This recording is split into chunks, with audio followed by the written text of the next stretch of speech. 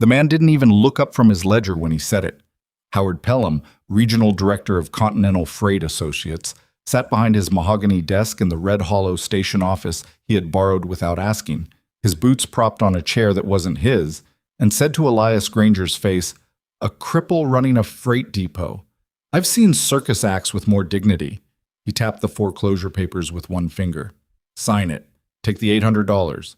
Buy yourself a rocking chair somewhere you won't embarrass the railroad."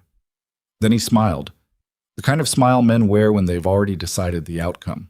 He had come on the morning train. He expected to leave on the afternoon one, with Elias's signature in his coat pocket and the deed to Red Hollow Station tucked beside it. He hadn't counted on the woman standing in the doorway. If this story moves something in you, if you've ever been told you were too old, too broken, or too little, hit that like button right now and drop your city or country in the comments. I want to see how far this story travels. Subscribe so you don't miss what happens next. Some of the most extraordinary people in history arrived when nobody was watching. This is one of those stories.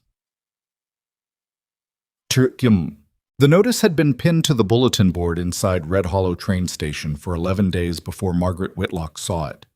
She wasn't looking for it. She wasn't looking for much of anything that particular Tuesday morning in April of 1884 when she stepped off the westbound from Caldwell with a carpetbag in one hand and a small tin of her late husband's pipe tobacco in the other.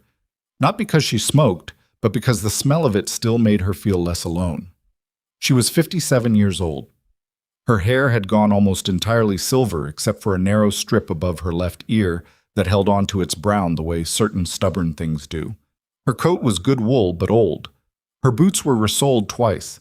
She carried herself the way women carry themselves after they've stopped caring what people decide about them at first glance. Not with hardness, but with a kind of heavy quiet that most people misread as coldness. She had come to Red Hollow because her sister lived 40 miles east of it, and because staying in Caldwell one more winter in that house, with its 3 empty bedrooms and its view of the cemetery where her husband Thomas and her son Daniel were buried, had started to feel less like grief and more like slow erasure. You can mourn the right way for a while, Margaret had decided, but eventually mourning becomes a habit, and habits are the thing that kills you quietly. So she had sold the furniture, packed what mattered, and gotten on the train with no firm plan beyond reaching somewhere that wasn't there. She stopped at the station bulletin board out of habit. She had always been a reader, the kind of woman who read every posted notice and every broadsheet headline and every label on every jar in the pantry, and that was when she saw it, pinned slightly crooked with a single brass tack, written in a hand that pressed too hard on the downstrokes and not hard enough on the capitals, as if the man writing it had learned penmanship under protest. "I have one leg. I own a freight warehouse, a loading stable, and a small office building beside the eastern platform. The work here is honest and the hours are long. I am 42 years old and I have not had a decent supper with another person at my table in 6 years. If the first sentence of this notice troubles you, do not bother answering. If it does not, write to Elias Granger, Station Master's Box, Red Hollow." Margaret read it once. Then she read it again, slower, the way you read something when the first read surprises you and you want to make sure you didn't imagine it. She was still reading it a third time when the station master appeared at her elbow. His name was Bert Odom, and he was the kind of man who considered himself helpful when he was mostly just loud. He had a gray mustache that he groomed with obvious pride and a habit of squinting at women over 50 as if they were handwriting he couldn't quite make out. He had seen her stop at the notice and had come over with the energetic goodwill of a man about to deliver disappointing information. "That one's been up a while," he said. "Don't get many takers." "I can imagine," Margaret said without looking away from the board. "Elias Granger's a decent enough fellow. Lost the leg in a rail yard accident over in Tanner's Creek. Must be, 8-9 years back now. Runs his freight operation mostly himself. Has a boy who comes in part-time, but the boy's not reliable." Odom rocked on his heels. "Thing is, Mrs., I don't know your circumstances, but I'll be plain. Granger's looking for someone who can help him keep the place from falling apart. Not exactly the romantic situation most women are hoping for." "Most women hoping for romance don't read the fine print," Margaret said. She unpinned the notice from the board. Odom blinked. "You can't just take that. That's a posted notice." He listed a mailing address. "I assume he wants replies." She folded the paper into thirds and placed it into her handbag beside the tobacco tin. If Mr. Granger wants his notice back, he can write and ask for it. She walked away from the bulletin board before Odom could locate another objection, and she found a seat in the waiting room and took out the small notebook she kept in her coat pocket and wrote down the mailing address from memory, which she could do because she had always had the kind of mind that held on to words longer than it held on to almost anything else. Then she sat for a while watching the station. It was not a thriving place exactly. The main platform needed new boards in at least 3 sections she could see from where she sat. The baggage room door was hanging slightly off its upper hinge. 2 of the 4 gas lamps in the waiting room were unlit, and the clock on the far wall was running 8 minutes slow. She knew because she'd checked her watch when the westbound arrived, a habit of Thomas's she had picked up somewhere in 31 years of marriage. The freight dock on the eastern side was stacked with crates that didn't appear to be organized by any system she could identify. 2 men were arguing near the loading platform about something involving a broken axle and a missing manifest, and no one in any official capacity seemed to be paying attention. She noticed all of this the way she noticed most things, quietly, without comment, filing it away. She wrote her letter that evening from her sister Clara's dining table, while Clara watched from across the room with an expression that moved between concern and fascination. "You're answering a mail order notice," Clara said. It wasn't quite a question. "I'm writing a letter," Margaret said. "People write letters." "You're 57 years old." "I'm aware." "The man has 1 leg." "I read the notice, Clara." Her sister was quiet for a moment, then, "Thomas has been gone 3 years. Daniel too. I understand it's hard, but this isn't, Margaret, this isn't how you do things.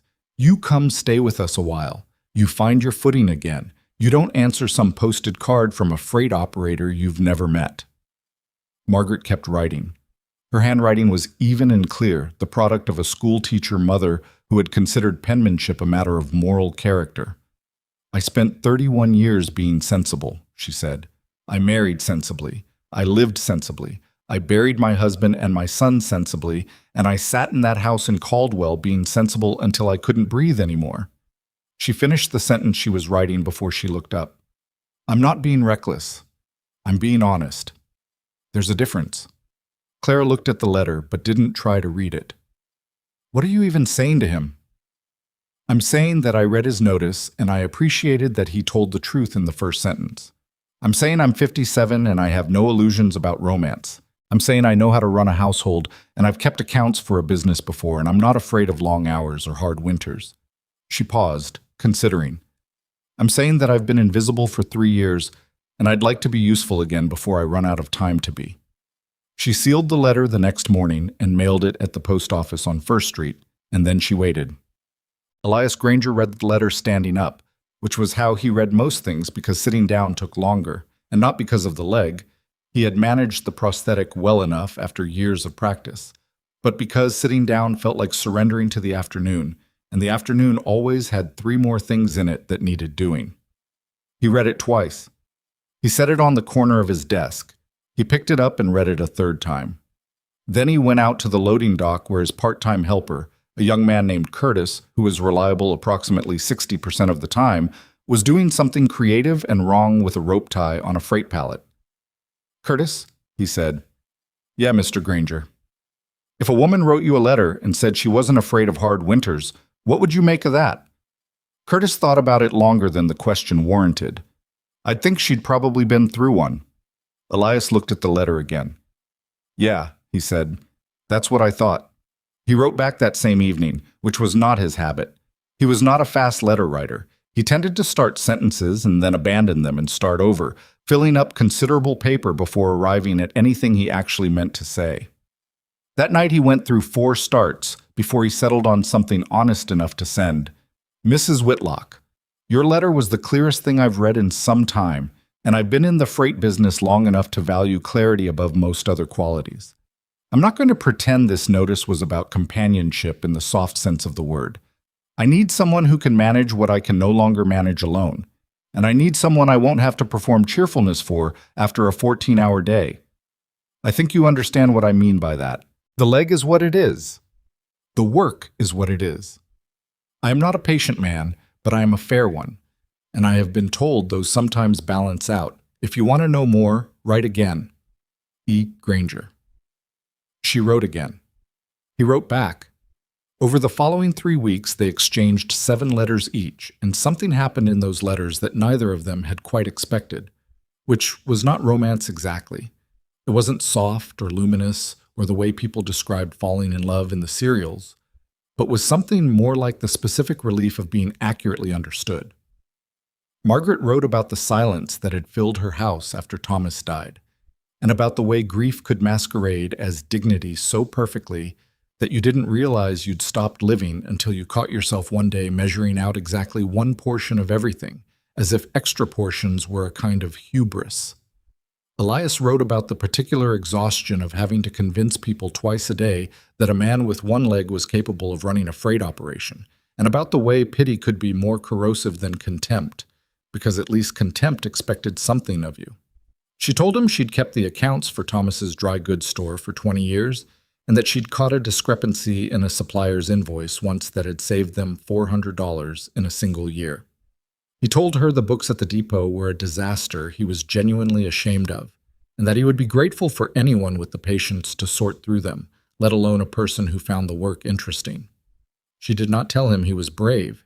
He did not tell her she was remarkable. Neither of them said anything that the other would have had to work to believe. By the end of the 3rd week, Elias wrote, "If you are still considering this, come on the 15th. I'll have the office cot cleared and the side room made up properly. You can see the place for yourself and decide whether it's something you can work with. If it isn't, I'll put you back on the train with your fare covered and no hard feelings between us." Margaret wrote back one line, "I'll be on the morning train." Bavatem. She arrived on a Thursday. The platform was more crowded than the previous Tuesday had been, and this time the crowd seemed to be partially there for her, or rather, for the spectacle of whatever this was going to be. Word had traveled the way words travel in small frontier settlements, which is instantly and with significant embellishment, and there were at least a dozen people milling near the eastern platform who had no freight business to conduct and no train to catch. Margaret stepped down from the car with her single suitcase and her carpet bag and stood on the platform and looked around with the measured calm of a woman deciding whether a piece of furniture is worth moving. She spotted Elias Granger immediately, not because he was the only man with a visible prosthetic leg. She had thought about that, wondered if she would react wrong, prepared herself. But because he was the only person on the entire platform who was not looking at her. He was standing near the freight office door with a clipboard under one arm and his eyes on the manifest in his other hand, and he was doing the excellent thing of simply waiting without performance. He was taller than she had imagined. The prosthetic leg was on the right side, fitted with a good boot that matched the left one, and he moved with the particular kind of deliberateness that people develop when they've learned that rushing makes things worse. He had brown hair going gray at the temples, a beard that was maintained without being fashionable, and the look of a man who had decided some years ago that he was too busy to be handsome and had made his peace with it. Margaret walked toward him. From somewhere to her left, one of the railroad workers, she didn't look to identify who, said something low, and the group of watchers laughed. She didn't break stride. Elias looked up from his clipboard when she was about 6 feet away. He took her in the same way she had taken in the station on her first visit, quietly, completely, without comment. "Mrs. Whitlock," he said. "Mr. Granger." She set down her suitcase and offered her hand, and he shook it like she was a business associate, which she appreciated more than she would have appreciated any other available option. "The dock door on the north end is hanging off its lower hinge," she said. "The latch won't hold through a storm." He looked at the door, back at her. "I know. It's on the list." "How long a list?" "Long." "Then you'd better show me." Something shifted in his expression, not quite a smile, more like a door opening a half-inch. He nodded once, picked up her suitcase before she could reach for it, and led her toward the freight office. Behind them, the watching crowd began slowly to disperse, which was perhaps the most honest review of the situation anyone could have offered. The inside of the freight depot was a revelation of a particular kind, a place that had once been organized and wasn't anymore, not from carelessness, but from the slow avalanche of too much work and too few hands. Margaret walked through it with Elias for an hour, asking questions, taking notes in her small book, and resisting the urge to say the obvious things, which were, "This is a lot. This is more than one man should be carrying. How are you still upright?" The main freight floor had a system, or the remnants of one. Crates staged by destination, manifests clipped to the relevant loads. But the system had gaps in it, places where improvisation had substituted for procedure, and the improvisation hadn't been recorded anywhere. The accounts office was worse. 2 years of ledgers occupied the desk and the floor around it in a way that suggested Elias understood the numbers in his head, but had lost the battle of getting them onto paper. A separate stack of invoices in the corner were held together with a piece of twine and labeled in pencil, "Deal with this." "That's from when?"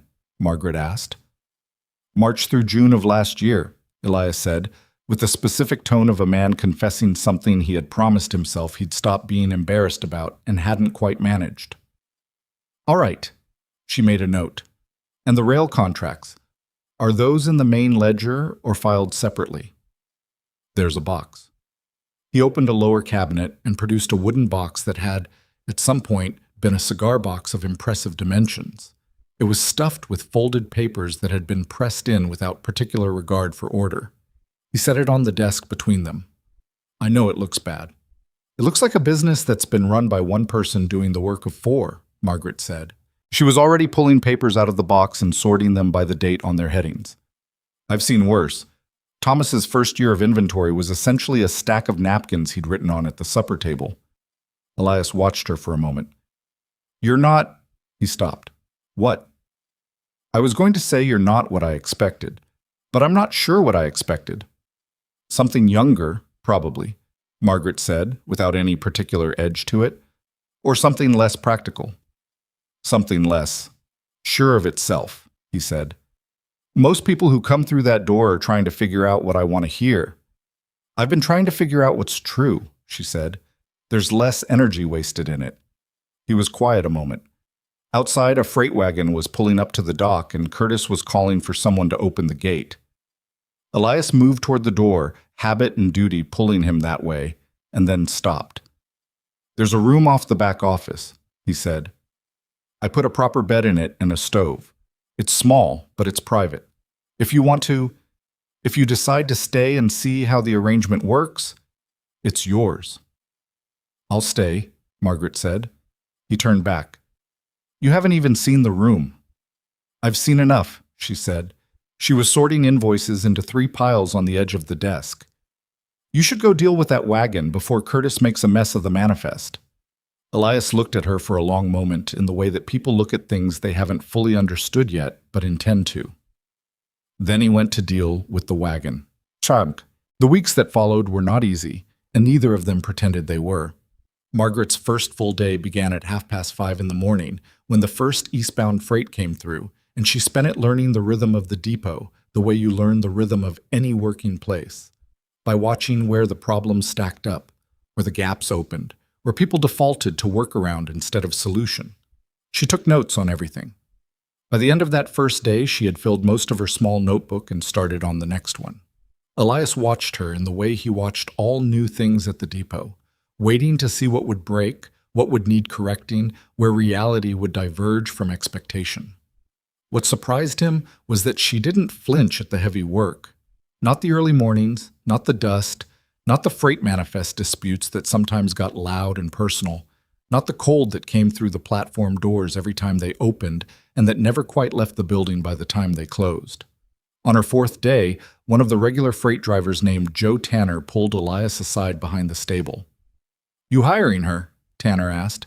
"She's here," Elias said. "The arrangement. The notice you posted. Is that actually—" Tanner scratched under his hat. "Granger, she's got to be pushing 60. 57, Elias said. "And the manifest for your Thursday run to Cedar Creek has 3 line items missing. See Margaret before you leave and she'll tell you where they went." Tanner looked at him, then looked at the depot office where Margaret was visible through the window, bent over the desk. "She tell you what to do?" "She told me what the Thursday manifest was missing," Elias said, "which I hadn't caught. Now excuse me." What Tanner didn't know, and what Elias hadn't told anyone, was that Margaret had found in her second week, while reorganizing the rail contracts from the cigar box, a clause in the freight rate agreement with the main line that entitled the depot to a 7% adjustment on winter cargo loads that had never been claimed. 3 seasons' worth.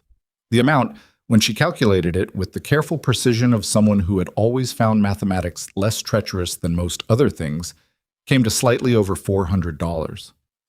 She set the paper on Elias's desk one evening after the last freight wagon had gone. "What's this?" he said. "Money Continental Line owes you," she said. "The clause is in Section 9 of the February 1882 agreement. I don't know if you knew about it or not, but it's never been collected." He looked at the paper. At her, back at the paper. "I didn't know about it. I assumed you would have collected it." She poured herself a cup of coffee from the tin on the small stove in the corner. "I'll draft the claim letter in the morning. You should review it before it goes out." Elias was still looking at the paper. "Margaret." "Thank you." She paused. Just for a half second, the way you pause when something lands unexpectedly in a place you hadn't prepared for. "You're welcome," she said, and went back to her coffee. The arrangement became a marriage in the 5th week at the Red Hollow Courthouse on a Wednesday afternoon with Bert Odom as one witness. He had asked specifically to be included, which both of them found more touching than irritating, and a clerk named Mrs. Pell as the other. There was no ceremony worth the name. The justice of the peace read the required language, they said what was required to be said, and then they walked back to the station because there was a 3 o'clock freight due and the transfer manifest wasn't going to complete itself.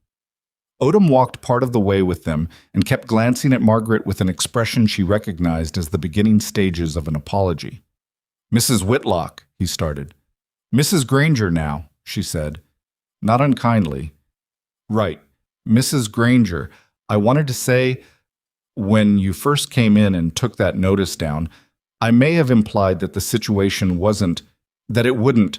"Bert," she said. He blinked at his first name, which she had never used before. "You were trying to be kind. It came out wrong. That's a different thing entirely." He seemed to consider this. "I suppose it does happen that way." "Nearly every day," she said. Elias, walking on her left, said nothing, but she caught the side of his expression as they turned toward the platform, and there was something in it she hadn't seen in anyone's face since the last evening she'd sat across a supper table from Thomas, which was the particular expression of a person who has found, in unexpected territory, a thing they had stopped expecting to find. She didn't remark on it. Some things carry more weight when they're allowed to sit quietly. Tamaga. It was in the 7th week that Howard Pelham arrived. He came on the noon train from the regional office of Continental Freight Associates, which was the larger company that held the primary line contract and which had been watching the smaller depot operators along the route with increasing interest since the railroad expansion had made the territory's freight volume worth fighting over. Pelham was the kind of man who wore his success visibly. Good suit, good watch, the particular type of confidence that came not from competence but from years of being deferred to. He was 44, had the build of someone who used to work hard and didn't anymore, and he stepped off the train at Red Hollow with 2 associates and a leather satchel and went directly to Elias Granger's office as if he owned it. Margaret was at the desk when they walked in. She looked up from the accounts. "Is Granger here?" Pelham said without addressing her. "He's at the loading platform," she said. "Can I help you?" Pelham glanced at her the way men of his type glanced at women in offices, briefly, dismissively, moving on. "Tell him Howard Pelham is here, from Continental." She sent Curtis for Elias. While they waited, Pelham walked around the office and looked at things with the proprietary interest of a man calculating their value, and his 2 associates stood near the door and said nothing. Elias came in from the platform with oil on his hands and his jacket across one arm, and there was a moment when he and Pelham took each other's measure in the way men do when both of them understand what the meeting is actually about before a word has been said. "Pelham," Elias said. "Granger." Pelham gestured at a chair that was Elias's own chair behind his own desk, and then seemed to catch himself. He leaned against the wall instead. "I'll get to it." Continental's consolidating the line operations along this route. We're buying up the independent freight depots. I've heard. My offer for this one is $800. That includes the warehouse, the stable, and the platform lease. He reached into the satchel and produced a sheaf of papers. Reasonable number given the condition of the operation. Elias looked at the papers without taking them. The condition of the operation is fine. The condition of the operation, Pelham said, and his voice shifted the way voices shift when someone has decided to stop being civil, is a one-legged man and a woman old enough to be my mother trying to run a freight depot that moves maybe 30% of its capacity. He set the papers on the desk. I'm being generous, Granger. The alternative is we renegotiate the line contract at rates your books won't survive, and you sell anyway in 6 months, except without the 800. Margaret had not moved from her position at the edge of the desk where she'd been when they arrived. She had a pen in her hand, and she was very still. Elias's jaw tightened. Get out of my office, Pelham. Think about what I said get out. He wasn't loud about it, which was worse. When I'm ready to talk to Continental, I'll write a letter. Pelham took the papers back slowly. He looked at Margaret, then at Elias. The smile that came across his face was the kind you produce when you want someone to know you're not worried. Take your time, he said, but don't take too long. He nodded at his associates and they went out. Elias stood in the middle of the office after they'd gone, his hands at his sides, not moving. How close is the line contract to renewal? Margaret said. He looked at her. I need to know, she said. If he can renegotiate the rates, I need to see the current contract terms and the volume numbers from the last quarter. February, he said. The contract renews in February. She nodded, made a note, and went back to the accounts without saying anything else. That evening, after Curtis had gone home and the station had gone quiet, in the particular way freight stations go, quiet in the late evening, not peaceful, but exhausted, Elias sat across the small table from Margaret in the side office where they'd taken to sharing supper, and he said, You're not worried. I'm very worried, she said. I'm just also thinking. About what? About what it would take to make this depot so essential to the route that Continental can't afford to squeeze you out. She passed him the breadbasket. The February contract renewal is 4 months out. If we can increase the volume numbers, and there are 3 merchants in town who've been shipping with the Tanner line because they find this platform unreliable, that's a start. 3 merchants aren't going to. They're a start, she repeated. Also the freight rate clause I found in the February 82 agreement. If Continental has been applying rates that weren't consistent with the clause terms, that's a negotiating point, possibly a legal one. She ate. I need 2 days in the accounts and then I need to talk to someone who knows contract law. Elias was quiet. He was watching her the way he'd been watching her more frequently in recent weeks. Not with the evaluating look of the early days, but with something closer to the specific, slightly disoriented quality of a man who has arranged his life carefully around certain limitations and keeps running into evidence that the limitations were not what he thought they were. All right, he said. All right, she said. Outside, the last evening train went through, its whistle echoing off the platform boards, and somewhere in the freight yard a gate was banging in the wind. The same gate Margaret had noted 2 weeks ago in her notebook, third item from the top of the second page, that needed a new latch pin and hadn't gotten one yet. She added it to tomorrow's list. The gate latch got fixed on a Saturday. Not by Curtis, who had been told about it twice, and both times had found something more immediately pressing to do, but by Elias himself, who came out before the first morning train with a replacement pin and his toolbox and got it done in 20 minutes without mentioning it to anyone. Margaret noticed because she noticed most things, and she made a small mark in her notebook next to the item and felt something she hadn't felt in a long time, which was the specific satisfaction of being in a place where things that were broken got fixed. It was a small thing, she knew that, but small things had a way of indicating larger ones. The 2 days she had asked for in the accounts turned into 4 because the accounts were worse than she'd initially understood. Not fraudulent, nothing like that, just the accumulated disorder of a man who understood numbers in the abstract but had no system for capturing them consistently, which meant the ledgers she was working from were partly reliable and partly archaeological, requiring her to cross-reference invoices and freight manifests and the rate schedules pinned to the back of the office door to reconstruct what the actual financial picture of the depot looked like. What she found, when she finished, was not catastrophic. It was not good either. The depot was operating in a narrow band, enough incoming freight revenue to cover the platform lease and Curtis's wages and the stable maintenance and the coal for the office stoves, with a margin of roughly $40 a month that Elias had been using partly for equipment repairs and partly for the materials he needed to keep his prosthetic fitted correctly, which cost more than anyone who hadn't dealt with it would assume. There was no reserve. None. If a major piece of equipment broke, or if a freight contract got pulled, or if the rail line renegotiated terms in the direction Pelham had implied they could, the depot would go underwater within 60 days. She put the final number on a piece of paper and set it in front of Elias at supper. He looked at it for a while. He had the look of a man confirming something he already knew and had been living with for some time, which was different from the look of a man encountering bad news. $42 last month, he said. $38 the month before. Yes. She poured coffee. You knew. I knew it was close. I didn't know the exact figure because I didn't want to sit down and calculate it. He picked up the paper and then set it down. When you don't have options, the number doesn't help you. It helps you know which options to look for, she said. He looked at her. The three merchants you mentioned, Hale's General, the Tanner on 4th Street, and the Mill Cooperative. You said they'd been using the Tanner line because this platform was unreliable. The loading dock schedule was a mess last spring.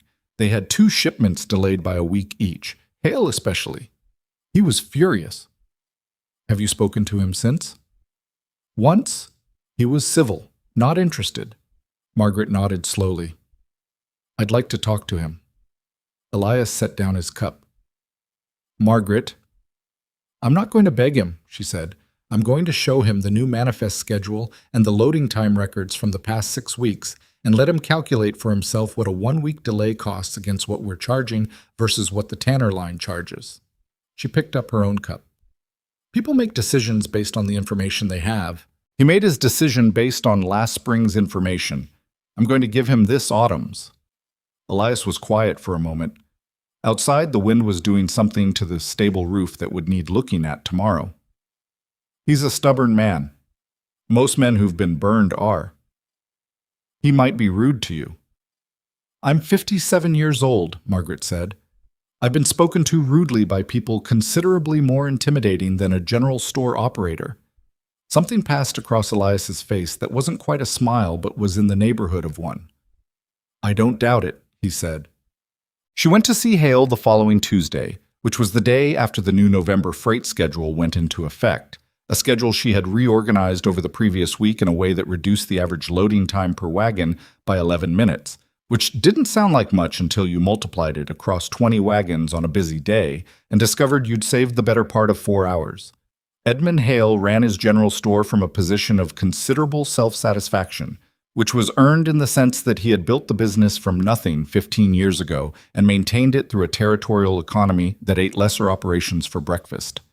He was 61, broad across the shoulders, with a white beard he kept trimmed and the careful, skeptical eyes of a man who had been sold things he didn't want often enough to develop an automatic suspicion of anyone who walked into his establishment with an agenda. He recognized Margaret from the station. Red Hollow was not large enough for faces to stay unknown for long, and he greeted her with careful neutrality. Mrs. Granger, he said, which was the first time someone other than Elias had called her that. She noted it and moved on.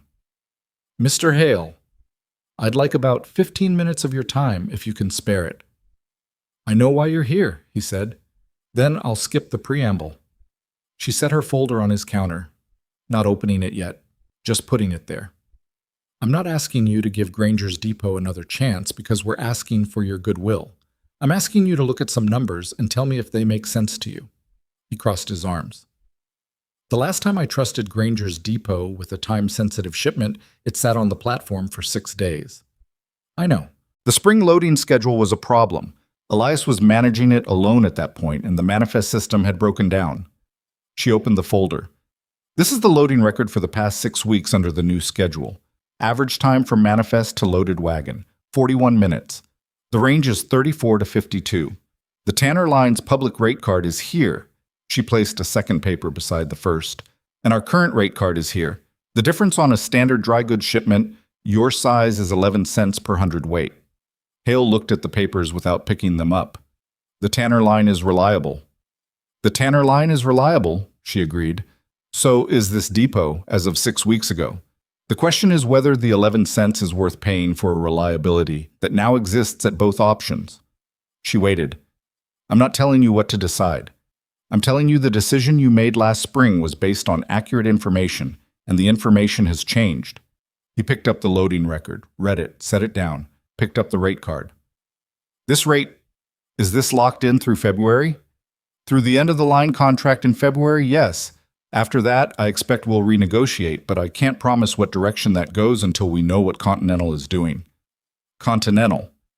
He said the name the way people in small operations said the names of large ones, with a flat recognition that the word referred to a force that operated according to its own logic.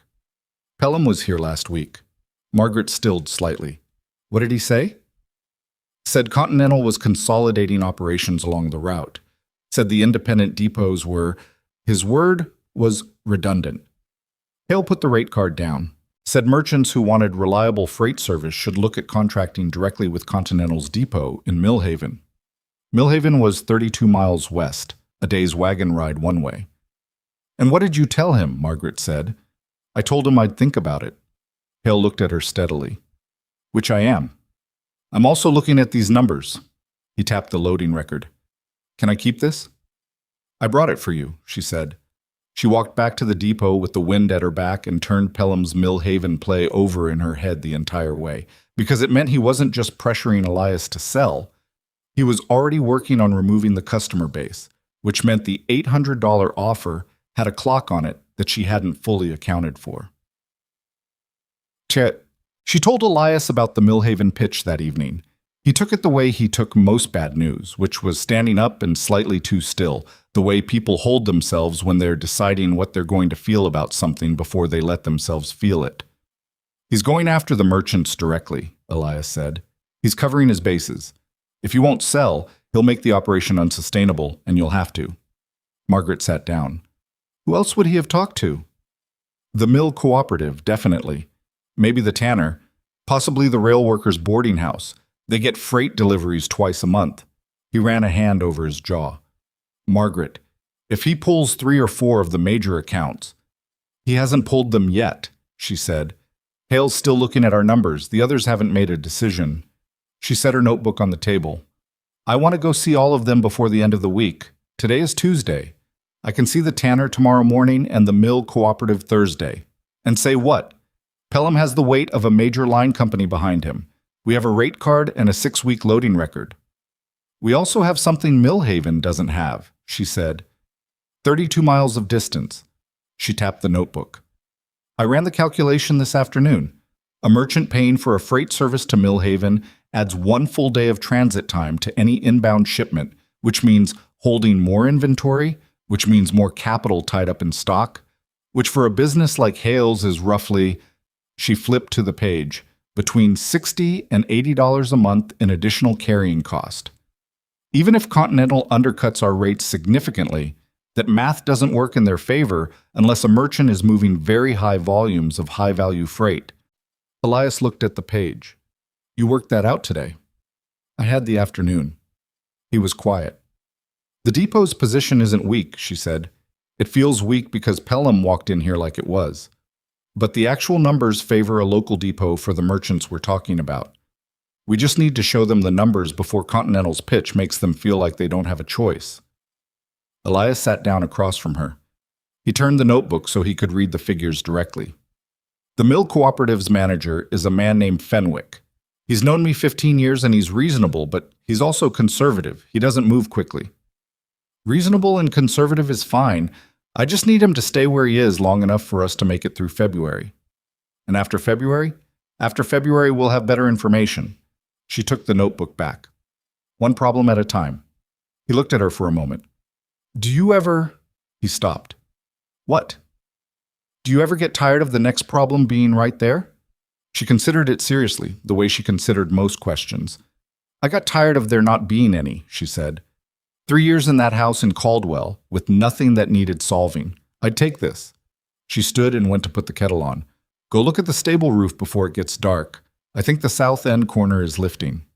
He went. But the tanner, a taciturn Norwegian named Evert Bloom, who had been in Red Hollow for 12 years and who communicated in short sentences delivered at long intervals, listened to Margaret for 20 minutes on Wednesday morning, asked 2 questions, and told her he'd stay with the depot for now, which from Bloom constituted a ringing endorsement. The mill cooperative was harder. Fenwick was everything Elias had described: reasonable, deliberate, and currently in the middle of a significant anxiety about the cooperative's winter inventory that made him approximately 40% less receptive to any conversation about freight reliability. He met with Margaret in the cooperative's front office on Thursday, with 2 of the other members present, and he listened to her presentation with the careful attention of a man who was genuinely trying to be fair, but who was also very tired. "Mrs. Granger," he said when she'd finished, "I'll be honest with you. What Continental is offering, if the rates are what Pelham quoted, is significant. We move enough volume that the difference in cost is not trivial." "I understand," Margaret said. "Can I ask what rate he quoted?" Fenwick glanced at the other members. They said nothing. 8 cents below your current rate per hundredweight on grain, he said. She had expected something like this, but the number still landed with weight. 8 cents per hundredweight on the volume the mill cooperative moved was substantial. $100 a month, possibly more in high season. "That rate," she said. "Did he put it in writing?" "He said a formal contract offer would follow." "Did he say when?" "He said within 2 weeks." "That's November 15th at the latest," she said. "Our February contract renewal is still 90 days out. Before you make any decision, I'd ask one thing. Wait until you have that offer in writing with the specific terms spelled out. The rate Pelham quoted you is almost certainly a promotional figure. I'd want to see what it converts to after the initial contract period." Fenwick frowned. "You're saying he'll bait and switch?" "I'm saying that Continental's business model depends on eliminating competition along the route, not on sustaining below-cost freight rates. Once the independent depots are gone, the rate pressure goes with them."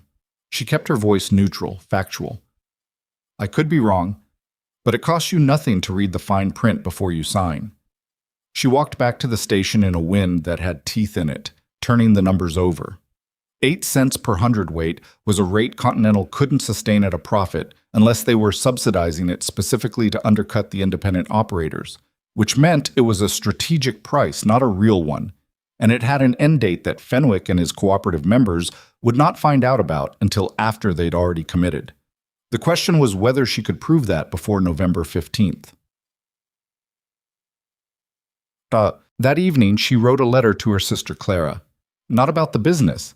She didn't put the specifics of the depot's situation in writing to anyone outside of it, a habit from her years managing Thomas's accounts, but about a legal question, framed as hypothetical, about freight rate contracts and the regulatory obligations of major rail line operators under the territorial commerce statutes.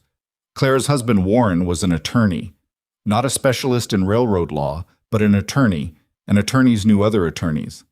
She sent the letter the next morning on the early eastbound. 4 days later, she had a reply, along with a name.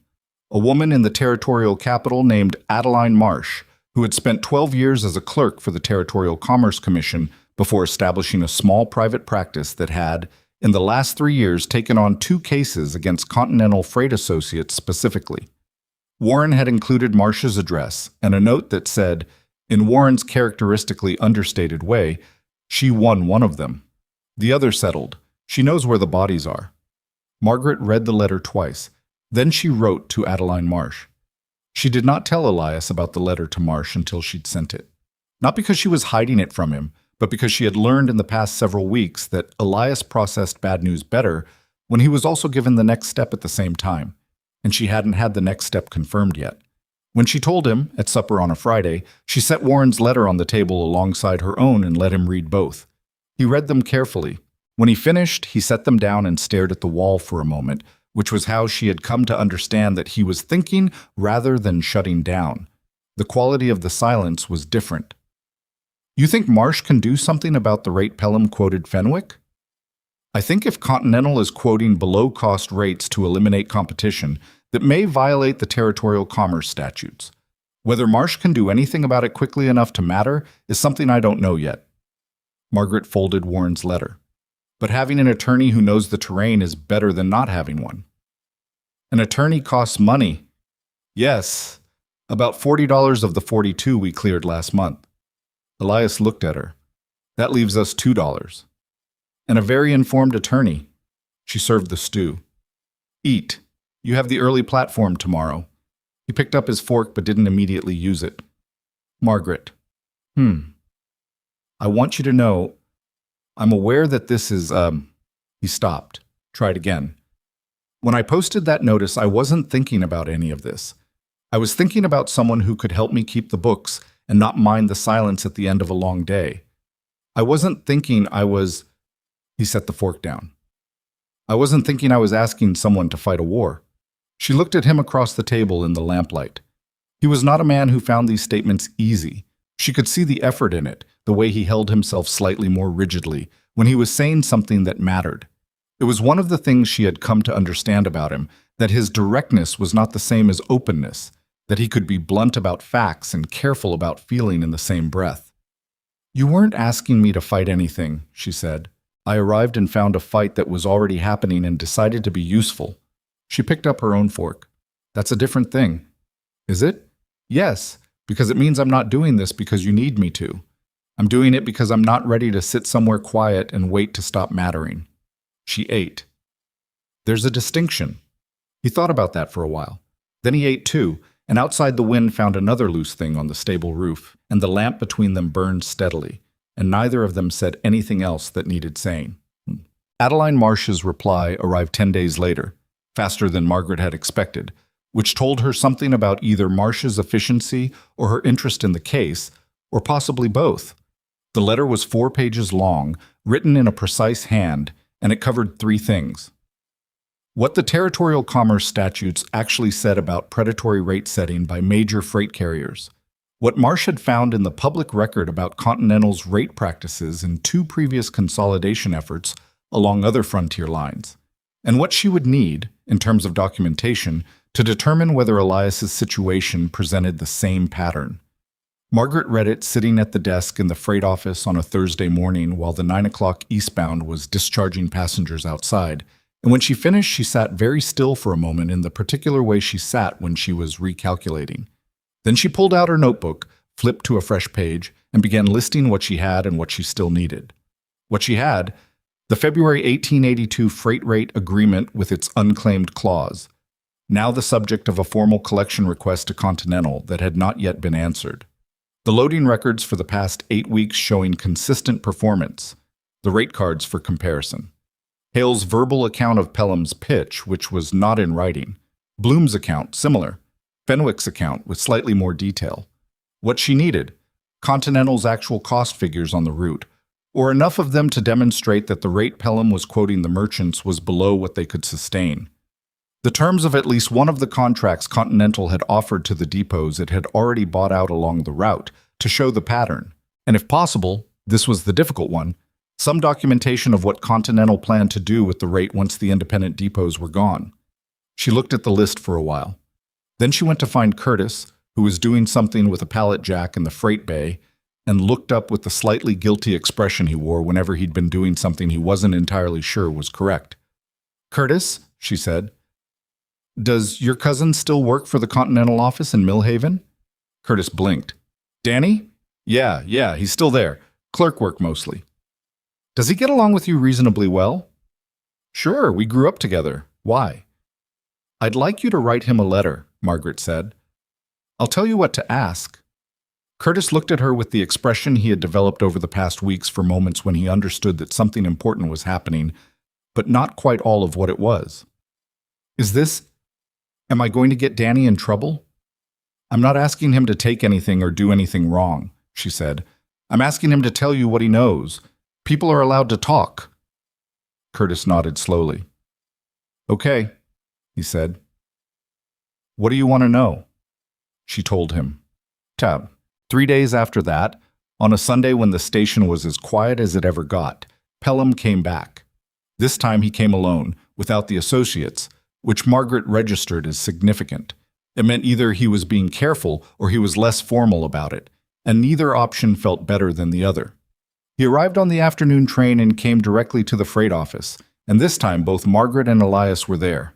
Pelham looked at them both and then addressed himself to Elias, which was also a choice. "I've come to improve the offer," he said. He put a new set of papers on the desk. $1,000. That's $125 above what the property is currently worth by any fair assessment. He glanced at Margaret briefly. "I understand there have been some improvements to the operation. We're accounting for that." Elias looked at the papers. He didn't touch them. "No." Pelham's expression didn't change much, but something behind it did. "Granger, the line contract comes up in February. The rate environment is shifting. I want to be straight with you. If you don't take this offer before December, what Continental tables in February won't leave you the margin you need to survive the winter." He paused. "I'm trying to be fair to you." "You're trying to buy me cheaply before you squeeze me out entirely," Elias said. "I understand the strategy. The answer is still no." "Granger, the answer is no," Margaret said. Both men looked at her. She had not moved from where she was standing, near the filing cabinet with a folder in her hands. "Mr. Pelham, we've submitted a formal claim to Continental for the winter cargo adjustment under the February 1882 agreement. You should have received it. The amount is $412. We'd appreciate a response before the end of November." Pelham's expression shifted in a way that told her the claim letter had arrived and had been discussed by people above him. "That claim is under review." "I'm sure it is," she said pleasantly. "We're also in contact with an attorney regarding Continental's rate quoting practices in this territory. Nothing formal yet, just information gathering." She opened the folder and appeared to look at something in it. If there's documentation supporting the rates, Pelham had quoted the local merchants as being economically sustainable at Continental's cost structure, that would actually help resolve things more quickly. Has Continental filed those cost figures with the Territorial Commerce Commission? They're typically required to. The silence in the office changed quality. Pelham looked at her for the first time as if she was actually in the room. "Where did you come from?" he said. It wasn't quite rude and wasn't quite not. "Caldwell," she said, "originally." He picked up his papers from the desk. He did not make a speech about it. He simply picked them up, looked at Elias, and said, "Think carefully." And then he left. After the sound of his boots on the platform had faded, Elias turned to Margaret. "Do we actually have documentation on the cost structure?" he said. "Not yet," she said. She closed the folder, which contained the manifest records she'd been reviewing before Pelham arrived, unrelated to anything she'd just said. "But he doesn't know that." Elias stared at her. "I told him we were gathering information," she said. "That's true. I said nothing about what we'd found." She set the folder on the desk. "I needed to know if the cost structure question made him nervous." It did. Which means either they're not filing those figures with the commission as required, or the figures they've filed don't support the rates they're quoting. She picked up her pen. Either way, that's something Adeline Marsh needs to know. Elias sat down slowly in his chair. He had the look again. The door opening a half-inch, the slightly disoriented quality, the man who keeps revising his understanding of what his situation actually is. He stopped. "You did that on purpose, the whole thing." "I said what was true," she said. "I just said it in the right order." He looked at her for a long moment. Then he laughed. Not a large laugh, not a performed one, but the real kind. The kind that escapes before a person decides whether to let it. It changed his face considerably. "Margaret," he said, I think Pelham is in more trouble than he knows." "Possibly," she said. She was already writing. "But let's not count it before it's counted. Write to the Mill Cooperative and ask Fenwick if Continental's formal contract offer has arrived yet. I want to know what terms they're actually putting in writing." Elias was still slightly smiling when he went to find paper. Outside, the afternoon train was pulling out of the station, taking Pelham with it, and the platform was quiet in the pale November light, and the gate latch that had been replaced 6 weeks ago held steady against the wind without any drama at all. Fenwick's letter arrived on a Wednesday, and it was not what Margaret had hoped for. She read it standing at the freight office desk in the early morning before Elias came in from the platform, which was her habit now. She rose before him, had the stove going and the coffee made, and the first batch of overnight manifests sorted before the day properly started. And in that quiet hour before the station came alive, she did her clearest thinking.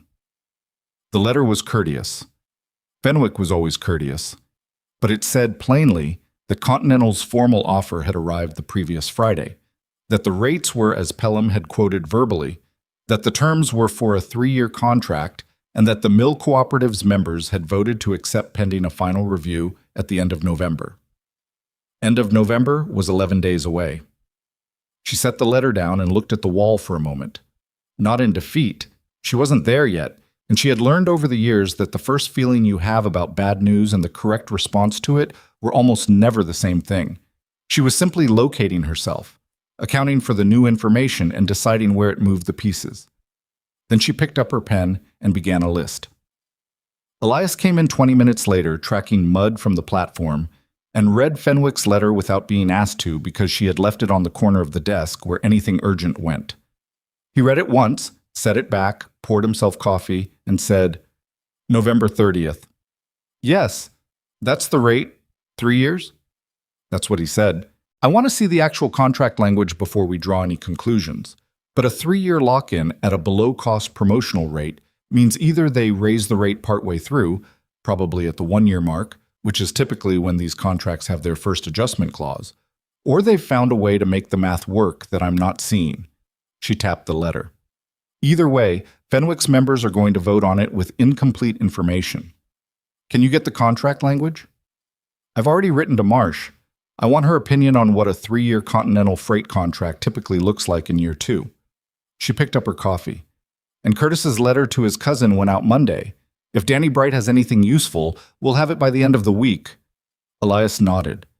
He was standing near the window looking out at the platform, and she could see the tension in his shoulders that he didn't advertise and didn't talk about.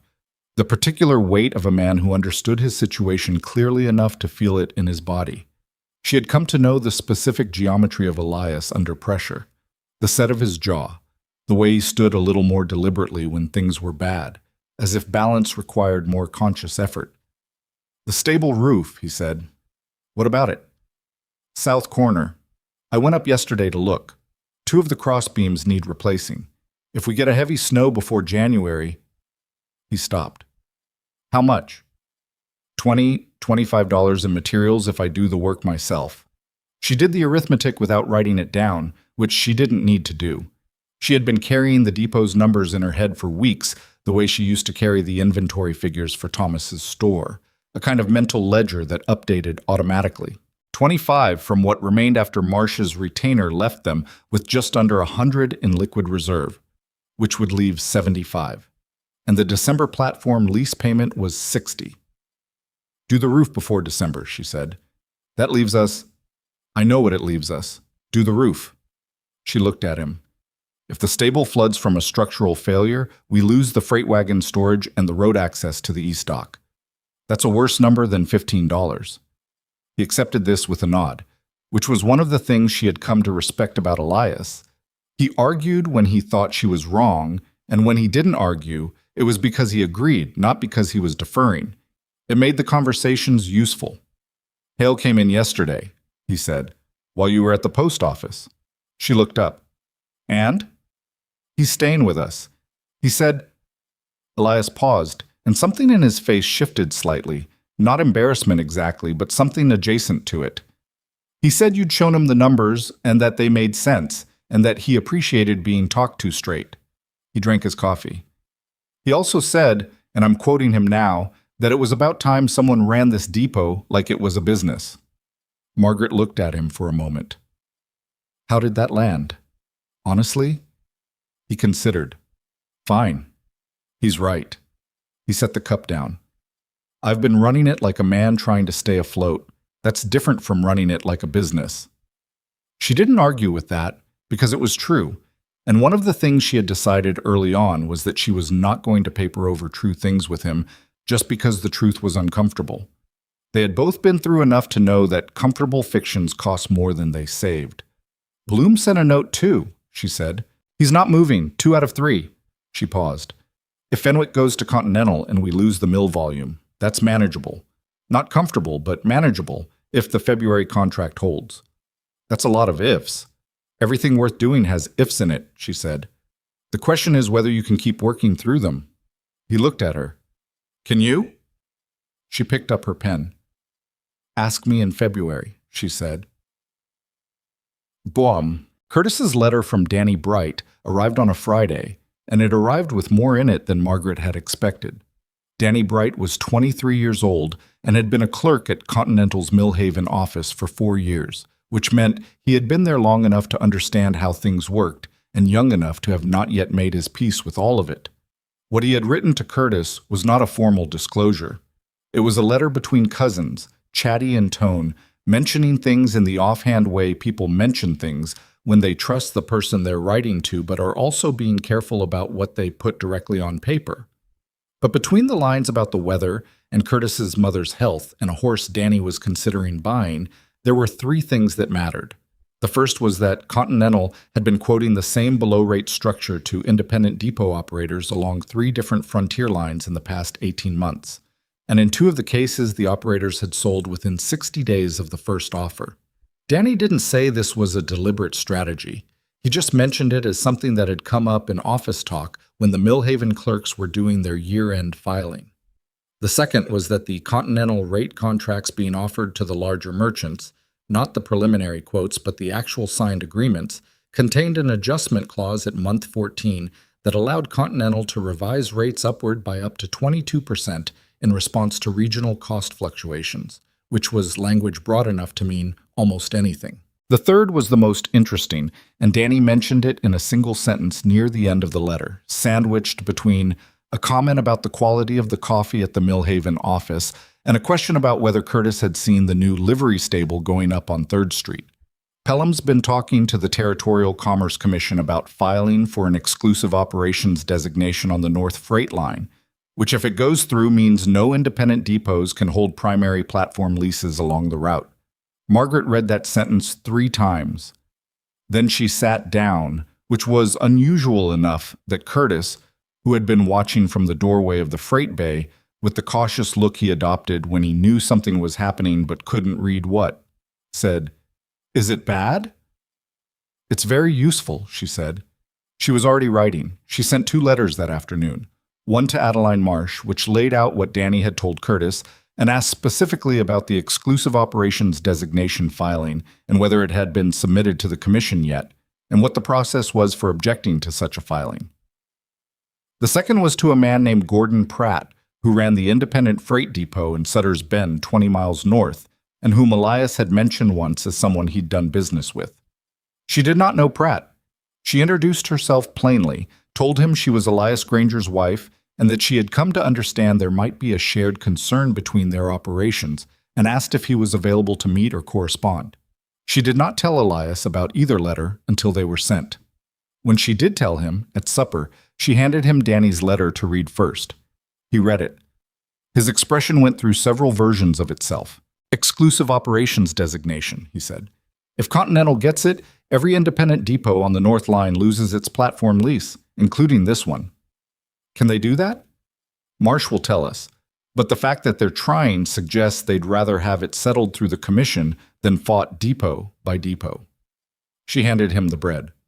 It also tells us something about the timeline. A commission filing takes months. They're probably trying to buy as many of the depots as possible before the filing is public knowledge, so that by the time it goes through, there's almost nothing left to object. Elias set the letter down. And Pelham's here buying. Pelham is here buying, and if most of the depots along the route have already sold by the time the designation is filed, there's no one left with enough standing to fight it. She ate. Except for the ones who haven't sold. He was quiet for a moment. Pratt and Sutter's Bend. You think he knows? I think he knows Pelham came around. I don't know if he understands the larger picture. She poured him more coffee. If he doesn't, he should. Elias looked at the letter one more time and then set it aside in the way he set aside things he was done processing. Margaret, he said, what you're describing, writing to Marsh, writing to Pratt, the commission filing, this is not keeping the books. No, she said, this is, he searched for the right word, This is a campaign. Is that a problem? He looked at her steadily. It's what I'm saying. It's bigger than what I thought I was asking you to walk into. Elias, she put her fork down. The man came into your office and told you that a cripple running a freight depot was undignified. He put a number on what your life's work is worth and it fit in a satchel. She picked her fork back up. I'm not fighting for the depot. I'm fighting for the idea that people like Pelham don't get to walk into rooms and just decide what other people are worth. She ate. The depot is the occasion. That's a different thing. He didn't answer immediately. He looked at her the way he had been looking at her with increasing frequency in the past weeks. That quality of careful, slightly surprised attention, as if she kept saying things that rearranged something he had previously thought was settled. Okay, he said finally. Okay? Write the letters, do what you're doing. He picked up his fork. Just tell me what you need from me. I need you to write to Pratt as well. He knows your name. A letter from you carries more weight than one from me. He nodded. I'll do it tonight. And I need the complete record of every communication from Continental going back to the first inquiry. Letters, notices, anything they sent through the mail. It'll be in the filing cabinet under the platform correspondence. Third drawer from the bottom, he said. I know where it is. Good. She was already thinking ahead, already sorting the pieces. One more thing. What? The loading platform on the east dock. You said you redesigned the approach last summer to make the wagon access easier when the ground is wet. He looked slightly confused by the shift. I did. Extended the gravel bed and moved the ramp anchor point. Did you file a modification notice with the Railroad Commission when you did it? Platform modifications over a certain scope require a record filing. He was quiet. I didn't file anything. Then we need to file it retroactively. I need every improvement we've made to this property documented and in the official record before December. She met his eyes. If Continental files for an exclusive designation and claims these platform facilities as public railroad infrastructure, we need our improvements on record as proprietary investment. It changes what they can claim. Elias stared at her for a moment. You've been thinking about this a while. Since Danny Bright's letter, she said. 3 hours. He shook his head, not in disagreement, but in the particular way people shake their heads when something surprises them more than they expected to be surprised. I'll pull the platform records tonight, he said. A sec. Adeline Marsh's reply came 8 days later, and it was the most important document Margaret had received since her first letter from Elias. Marsh confirmed that Continental had filed a preliminary inquiry with the Territorial Commerce Commission regarding an exclusive operations designation on the North Freight Line. Not the formal filing yet, but the inquiry was on record, and the formal filing was likely within 60 to 90 days.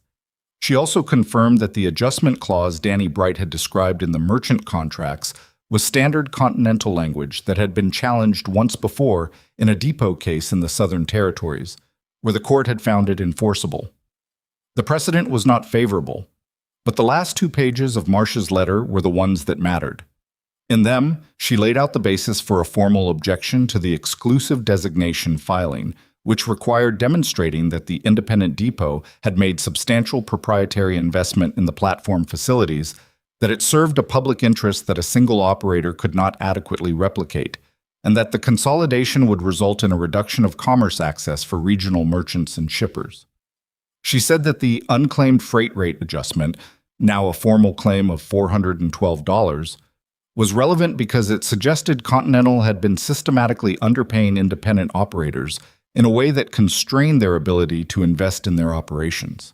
She said that the below-cost promotional rates being offered to local merchants were documentable if even 2 of those merchants were willing to provide written statements about what they'd been quoted. And then she said, if there are other independent depot operators along this route who have received similar acquisition offers, and if they can be organized to file a joint objection, the Commission is considerably more likely to hold a formal hearing before acting on Continental's designation request. A single small depot filing alone is easy to dismiss. 3 or 4 operators filing together is a different matter entirely. Margaret read that paragraph twice and then walked out onto the platform, because the office suddenly felt small. The morning was cold, the kind of cold that had real intention behind it, the first genuine breath of winter rather than just late autumn being dramatic. The platform boards were hard under her feet, and the sky was the pale gray of a day that hadn't decided yet what it was going to do. 2 freight wagons were being loaded on the east dock. Curtis was there, doing it correctly for once, working with a focus she had noticed in him more often lately. He seemed to have caught something of the depot's changed energy without anyone explicitly asking him to. She stood at the edge of the platform for a minute, not long, just enough to locate herself again. Then she went back in and wrote to Gordon Pratt in Sutter's Bend, this time with specifics. Pratt's response came 4 days after that, and he was angry in the way that men who had been slow-walked toward a bad situation and had just understood it were angry, not hot, but cold, which was more useful. He had received Continental's offer. He had not yet responded. He had not understood about the designation filing. He said in his letter, in the plain speech of a man who ran a freight depot and did not go in for diplomatic language, "If what you're telling me is accurate, Pelham's been playing a longer game than any of us saw. I want to know who else is on this line." There were 2 others, it turned out. Through Pratt, Margaret found them. A woman named Ruth Callahan, who ran a small depot in Clayfield, 40 miles north, and a man named August Becker, who had been operating the Dry Fork station since 1879. Callahan had already received Continental's offer and had been considering it. Becker had received his offer and told Pelham to leave, in language he summarized in his letter as not fit to print. Margaret wrote to both of them the same week. She was writing a great many letters by this point. The dining table in the side office had become a working desk for her by default, its surface occupied by correspondence, the commission statutes that Marsh had sent copies of, and the growing collection of platform records and improvement filings she was assembling for their own formal submission. Elias helped more than she had expected him to. He had the Continental correspondence organized within a day of her asking, pulled from the filing cabinet in the correct order, and annotated in his direct, slightly too hard on the downstrokes handwriting with dates and his own notes about what each communication had preceded.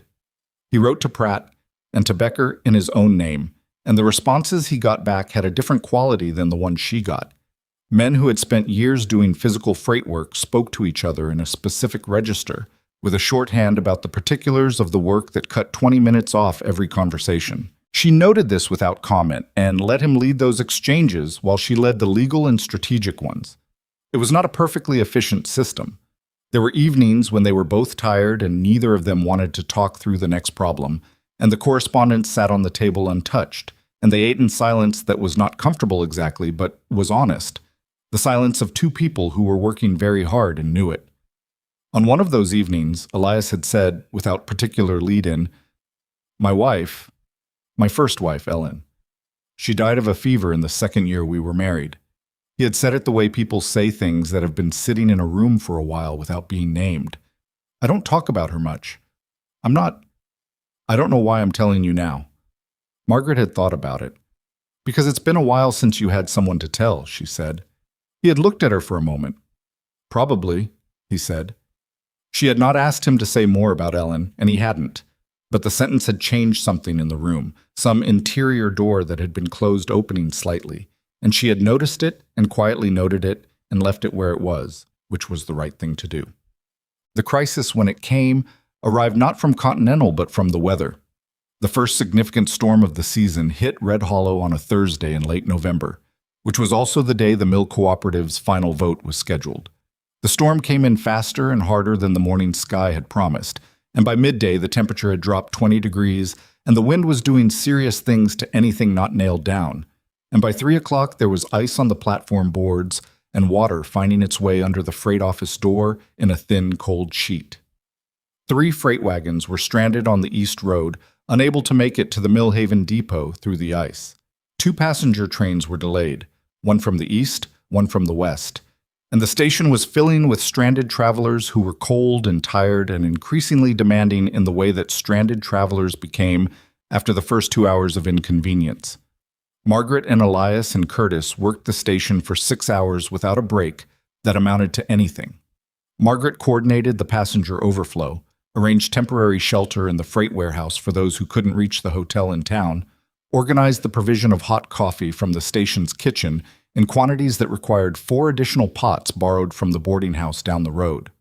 She negotiated with the engineers of both delayed trains about holding orders and freight manifests and which cargo had priority when the ice cleared enough to move again. She found blankets in the storage room that she hadn't known were there, neither had Elias, and distributed them to 3 elderly passengers and a young woman traveling with 2 small children who had been sitting in the waiting room for 4 hours. Elias worked the freight dock, which was worse. The ice made his prosthetic treacherous on the platform boards, and she caught herself watching him from the freight office window on 2 separate occasions during the afternoon with a focus that was not worry exactly. He wouldn't have wanted that, and it wouldn't have helped, but was something in the neighborhood of it. He didn't fall. He moved with the deliberate, controlled economy of someone who had learned exactly what careful looked like after learning what not careful cost. He and Curtis got all 3 stranded wagons into the protected freight bay before the temperature dropped further, which saved one of them from a load of canned goods that would have frozen and burst their seals by morning. At 7:30, when the worst of it had settled into a steady cold misery rather than an active emergency, Margaret sat down on the bench in the waiting room for the first time since noon. The room still had 12 people in it, travelers who couldn't or wouldn't go out in the dark and ice to find the hotel. She had found them all a place to sit and something hot to drink, and she had been pleasant and competent and unhurried the entire time. And now, sitting down, she discovered her feet hurt in a way she had not noticed for the past 7 hours, which was either a tribute to the power of having things to do or an indication that she was 57 and had been on her feet since before dawn. Elias came in from the platform and stopped when he saw her sitting. He looked at her for a moment, then went and got 2 cups of coffee from the station kitchen and came back and handed her one and sat down beside her on the bench, which was not big enough for 2 adults to sit on comfortably without being closer together than they had been until this point. He smelled like cold air and effort, and the particular wool smell of his jacket that she had come to associate simply with his presence. Neither of them said anything for a while. The waiting room was quiet in the exhausted way things were quiet after a crisis. "Stable held," he said. "Good. New crossbeams." He drank his coffee. "Good timing." "I know." A minute passed. One of the stranded passengers, an older man in a brown coat, was asleep in the corner with his hat over his face. The 2 small children had fallen asleep on the bench against the far wall, leaned against their mother like 2 small weights. "The cooperative vote was today," Margaret said. "I know. We won't know the result until tomorrow." "I know." He paused. "Does it matter tonight?" She thought about it. "No," she said. "Tonight it doesn't." He nodded. Outside, the storm continued its work without any regard for what it was disrupting, and the station held against it the way things held when they were built right and maintained by people who cared whether they stood. And Margaret drank her coffee on the narrow bench beside her husband and let the day be finished. Fenwick's letter arrived the following afternoon, and it said the cooperative had voted to delay its decision on Continental's offer pending a review of the contract adjustment clause. Specifically, a member named Harold Tice, who was an accountant by training, had read the month 14 language and asked some questions that Fenwick hadn't been able to answer. Margaret read it and then allowed herself exactly 30 seconds of relief before moving on to the next problem, which was that Adeline Marsh had written to say the formal commission filing from Continental was now confirmed and would likely appear in the official record within 3 weeks, and they needed their joint objection ready to file the moment it did. She called what she privately thought of as the Depot Coalition, Pratt, Callahan, Becker, Elias, into a correspondence chain that moved as fast as the mail could carry it, which in November on the frontier was not fast enough. She wrote Pratt's letter, Elias wrote Becker's, and between them they drafted the core objection document that Marsh would formalize into legal language. It took 11 days. 11 days of letters and revised drafts, and the specific frustration of trying to coordinate 4 separate operations across 80 miles of territory in winter, where mail was delayed and sometimes lost, and where one of the participants, Becker, had views about what language should be in the objection that were strongly held and not always compatible with what was legally useful. "He wants to say Pelham lied to him," Elias said one evening, looking at Becker's latest draft revision. "Pelham probably did lie to him," Margaret said. "But lied is not language a Commerce Commission is going to act on. We need to say provided materially misleading rate information inconsistent with cost structures on file, which means the same thing and has legal weight. Can you write that to Becker? He'll take it better from me, but I want to get the wording right. Write it the way you'd say it to him, and I'll adjust the legal language afterward, she said. He did. She did. Becker accepted the revised language with a note that said he still thought lied was clear, but he understood the point. Ruth Callahan, it turned out, had a significant piece of information they hadn't had. She had held on to a letter from Continental's Millhaven office that had been sent to her depot 9 months ago, before Pelham had appeared in person, in which Continental had described the exclusive designation strategy in internal terms that were considerably more explicit than anything in the public-facing correspondence. The letter had apparently been sent to Callahan's address by mistake. It was meant for the Continental depot manager in the region, and she had filed it away without fully understanding its significance. When Margaret read Callahan's description of the letter in her correspondence, she sat very still for a moment. Then she wrote to Callahan and asked her to send the original letter to Adeline Marsh immediately, by the fastest mail available. "What is it?" Elias said. He had learned to read her stillness. "Ruth Callahan has a letter from Continental's regional office that describes the designation strategy as deliberate commercial suppression." She looked up. "In those words, or close to them?" He was quiet. "If that letter is what she's describing," Margaret said, "it changes what this is. It's not just a commission filing dispute. It's evidence of a coordinated strategy to eliminate competition by means the statutes specifically prohibit." "Is that enough to stop them?" "I don't know," she said honestly, "but it's enough to make them very uncomfortable." She picked up her pen. "It's enough for Marsh to work with." Outside, the December cold was doing its patient work on the territory, ice forming on the water trough in the stable yard every night and needing to be broken each morning, the platform boards contracting in the freeze so that they made sounds like a ship's timbers in a slow swell. The freight office stove burned through coal faster than it did in October, and Margaret had taken to keeping her coat on for the first hour of every morning, a small concession to 60 degrees she had told no one about. The gate on the north end of the yard held through every wind that month without a complaint. She had not forgotten it was there. She had not forgotten any of it. Every nail, every plank, every repaired hinge and replaced latch pin, all the small evidence of a place being cared for by people who intended to stay. She had put it all in the documentation filing. She intended to put it all in front of the commission. Not because she was certain it would work. She had been around long enough to know that certainty was a luxury, and that the difference between the people who built things and the people who lost them was not usually certainty. It was the willingness to keep working through the next problem when you didn't know if it was going to matter. She kept working. Callahan's letter arrived on a Tuesday with the original Continental correspondence folded inside it, and Marsh had it by Thursday. Margaret knew because Marsh sent a one-line telegram, the first telegram rather than letter in their entire correspondence, which told her everything about how Marsh had read the document's significance. Received. This changes the shape of things considerably. Expect formal communication by end of week. She showed the telegram to Elias without comment. He read it, looked at her, and said, "Good or bad?" "Good," she said. When an attorney says the shape of things has changed, it means they've found something to work with. She was right, though Marsh's end-of-week letter took until Monday, and when it arrived, it was 6 pages. The longest she'd sent yet, precise and dense in the way legal analysis was when someone was building an argument they intended to stand behind.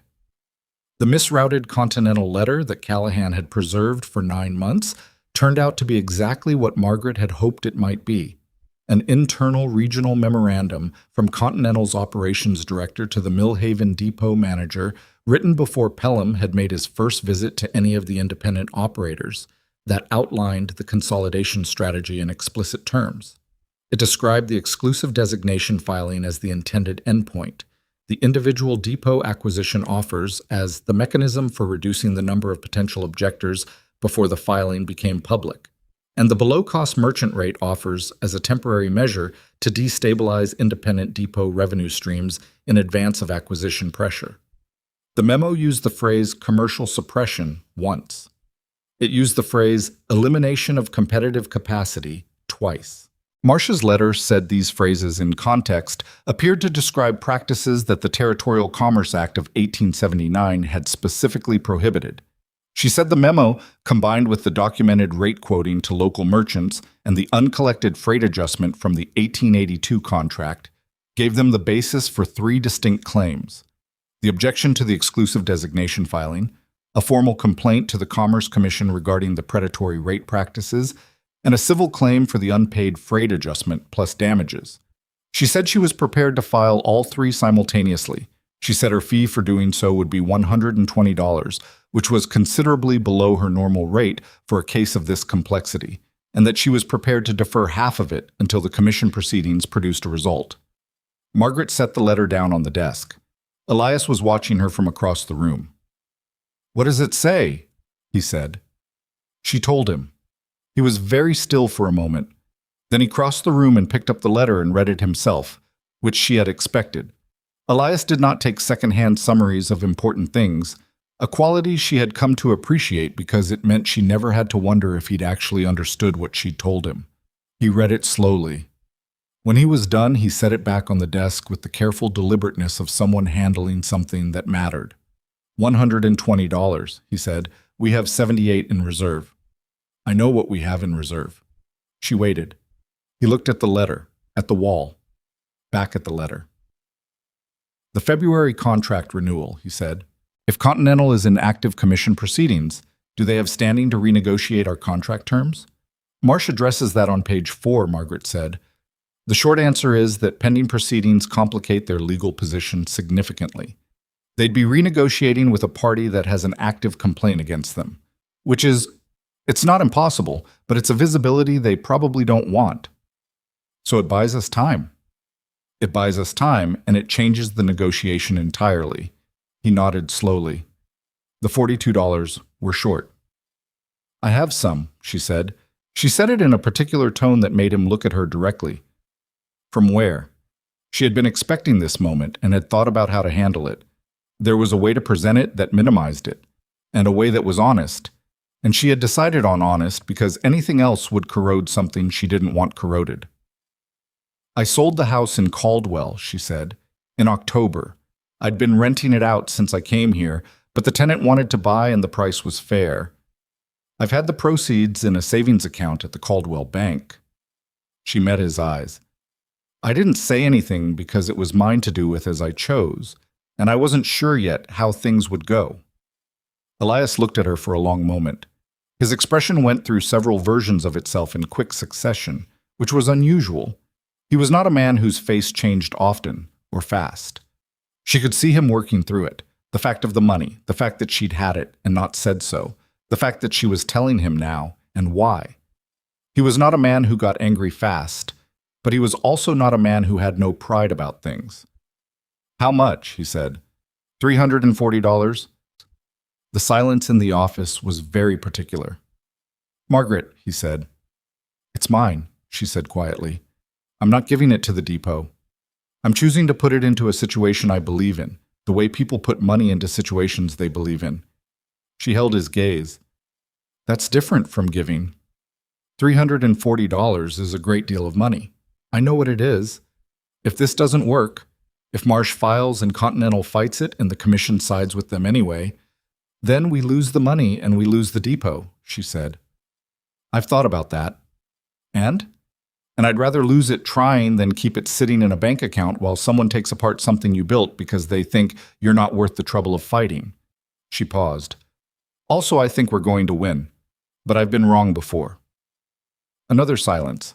This one was different in texture from the first, less loaded, more like the silence after something has been set on the table and both people are looking at it plainly. "You should have told me in October," he said. Not angrily, just as a fact. "Yes," she said, "I should have." He accepted that.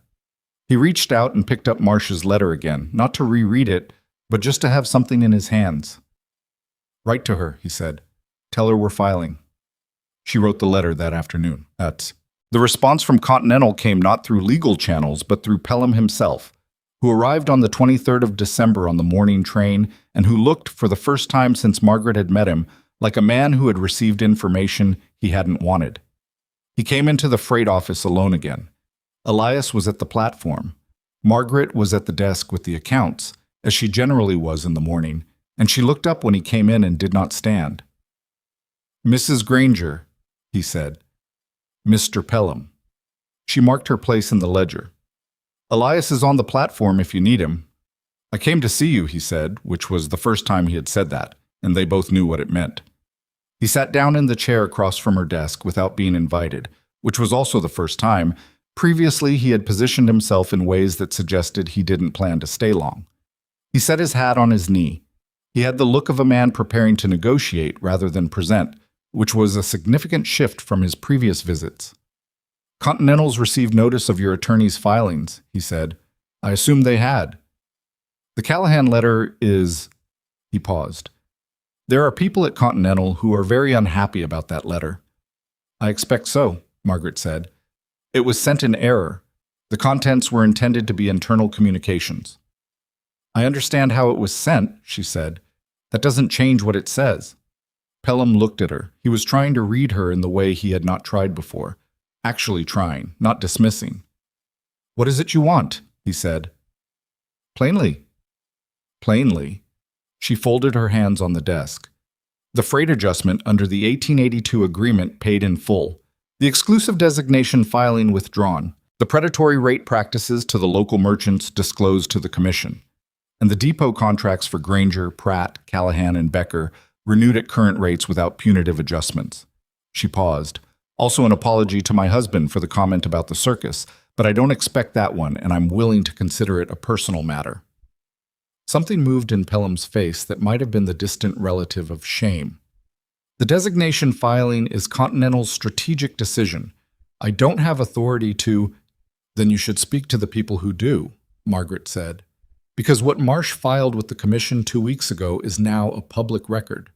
Every merchant along the North Line who is quoted a below-cost rate can read what Continental's internal memo says those rates were designed to accomplish." She kept her voice level. "I would imagine that's information your customers in Millhaven and points east will find interesting." He was quiet for a moment. "You're not a woman who came here to keep accounts," he said. It was neither compliment nor insult exactly. Just an observation, belated and real. "I came here to do whatever needed doing," she said. "The accounts needed doing. This also needed doing." He turned his hat on his knee. "Continental will want to settle," he said. "I'm telling you this off the record. The memo is a significant problem. The designation filing. If it goes to a full commission hearing with 4 operators filing jointly, with that memo in evidence, it's not a proceeding Continental can afford to lose publicly." "Then they shouldn't have written the memo." "No," he said, with the flat agreement of a man acknowledging a mistake he didn't make personally but was standing in for. "They shouldn't have." He stood. He put his hat back on. He looked at her one more time with that quality of delayed recognition, as if he were still in the process of fully understanding who he had been dealing with for the past 2 months. "Tell your husband his rates will hold through February," he said. "Someone will be in contact with your attorney in the new year." He left on the afternoon train. Margaret sat at the desk for a while after he'd gone, not moving, letting the afternoon light come through the freight office window and fall across the papers on her desk. She could hear the platform outside, the ordinary sounds of the depot going about its day, Curtis arguing cheerfully with someone about a pallet count, the distant rhythm of a westbound slowing for the station. She picked up her pen and went back to the accounts. Elias came in an hour later, smelled the change in the room the way he had learned to smell changes, and said, "Pelham was here." "This morning." He waited. "Continental will settle," she said. He didn't say it in those words. He said it in all the other words. Elias sat down slowly. He had grease on his left hand from something on the platform, and he hadn't noticed yet. "All of it?" "We'll see what all of it means when the attorneys talk. But the designation filing is the piece they can't defend publicly, not with that memo." She looked at him. "You have grease on your hand." He looked at his hand. Got up to find the rag that lived on the hook by the door. "What happens now?" "Now we wait for Continental's attorneys to contact Marsh, which will take longer than we'd like because that's how these things work. We keep the depot running. We get through the February contract renewal." She turned a page in the ledger. We fixed the water drainage problem on the north end of the freight bay before the spring thaw makes it worse. He wiped his hand, looked at her. How long have you known about the drainage problem? Since October, she said. It's on the list. Third page, about halfway down. He shook his head in that particular way. Is there anything about this building you don't have on a list somewhere? The spare coal in the back of the stable, she said. I meant to add that. I'll do it now. She wrote it down. So, Christmas came and went with the specific modesty of people who had too much to do to make a ceremony of it. Elias came in on the morning of the 25th with a parcel wrapped in brown paper and set it on the desk without comment, and when she opened it later, she found a proper leather-bound account ledger, the good kind with lined pages and a solid spine, the kind that cost 3 times what the cheap version cost and lasted 10 times as long. Her name was embossed on the front cover in plain letters, M. Granger. She looked at it for a moment. She ran one finger along the embossed letters. Then she set it beside the current working ledger and went back to what she was doing, but she carried something different in her chest for the rest of that day that she did not examine too closely because it was the kind of thing that got fragile if you looked at it directly. She gave him, in return, a new prosthetic fitting consultation she had arranged with a specialist physician in the territorial capital who had been recommended by Marsh, who seemed to know everyone useful in a 400-mile radius, and who was available in February.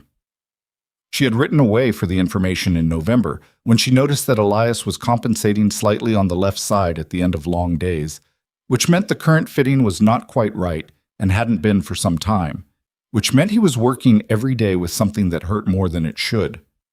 When she told him about it, he was quiet in a way that was not the quiet of not knowing what to say, but the quiet of being caught off guard by being seen in a specific way. The fitting's a few years old, he said finally. I know, the specialist has a good reputation. Marsh's clerk used him after a work injury last year. She turned a page. The appointment is the 14th of February. I'll run the station that day. He said, Thank you, and meant it in a register she had come to understand was the one he reserved for things he actually meant, as distinct from the polite and functional thank yous that punctuated the workday. You're welcome, she said. January was the hardest month, not because anything catastrophic happened. The settlement negotiations with Continental were moving, slowly, through Marsh's capable hands, and the depot was running, and the February contract renewal was on the horizon. It was hard in the ordinary way that deep winter was hard on working people in a territory that had not yet fully made up its mind about being civilized. The cold was sustained and mean. The days were short. The freight volume dropped because fewer merchants were shipping in the worst weeks of winter, and the depot's narrow margin narrowed further. Pratt, in Sutter's Bend, had a rough patch in the middle weeks of January when a load of mining equipment he was holding for a delayed transfer was damaged by a water leak in his warehouse roof, and he sent a letter that contained, between the factual lines, the particular exhaustion of a man who had been holding on for a long time and was feeling the hold. Margaret wrote back a practical letter about the damage claim process and a shorter second paragraph that said, You've made it this far. February is closer than December was. She was not by nature a writer of encouraging notes. She was by nature a writer of practical ones. But she had learned over the years that sometimes the practical thing was to acknowledge that someone was tired. Pratt wrote back, Your husband is a lucky man, and she had smiled at that and then set it aside because there was a manifest to finish.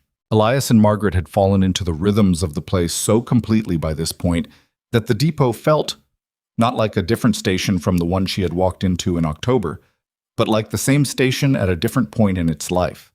The way a tree is the same tree at 30 years as at 5, but is not the same at all. The manifests were current. The accounts were in order, entered into the new leather-bound ledger in her even hand. The loading records were consistent. Curtis had become, through some combination of responsibility and proximity to people who cared about the work, considerably more reliable than 60%. She estimated him now at 85, which was not perfect but was very good for a 20-year-old who had started the autumn with a tendency to find creative solutions to problems that didn't require them. Joe Tanner, the freight driver who had asked Elias in the early weeks whether Margaret was actually there in an official capacity, came in on a Thursday in mid-January with a question about a manifest discrepancy and directed it at her without hesitation or qualification, as naturally as he might have directed it at anyone who had been running a depot's accounts for 20 years, which she had. She noted the absence of the old pause, the old recalibration, and said nothing about it because the right response to being treated normally was to treat it as normal. Edmund Hale came in the last week of January with a request that surprised her. He stood at the freight office counter with his hat in his hands. He was a hat-in-hands man when he was being earnest, and said that the Merchants Association was putting together a letter to the Commerce Commission expressing support for the joint depot objection, and would she be willing to draft it, since she knew the legal terrain better than anyone in town. "The association voted on this?" she said. 11 members? Unanimous? He looked slightly uncomfortable, which she recognized as his version of apologetic for the earlier months.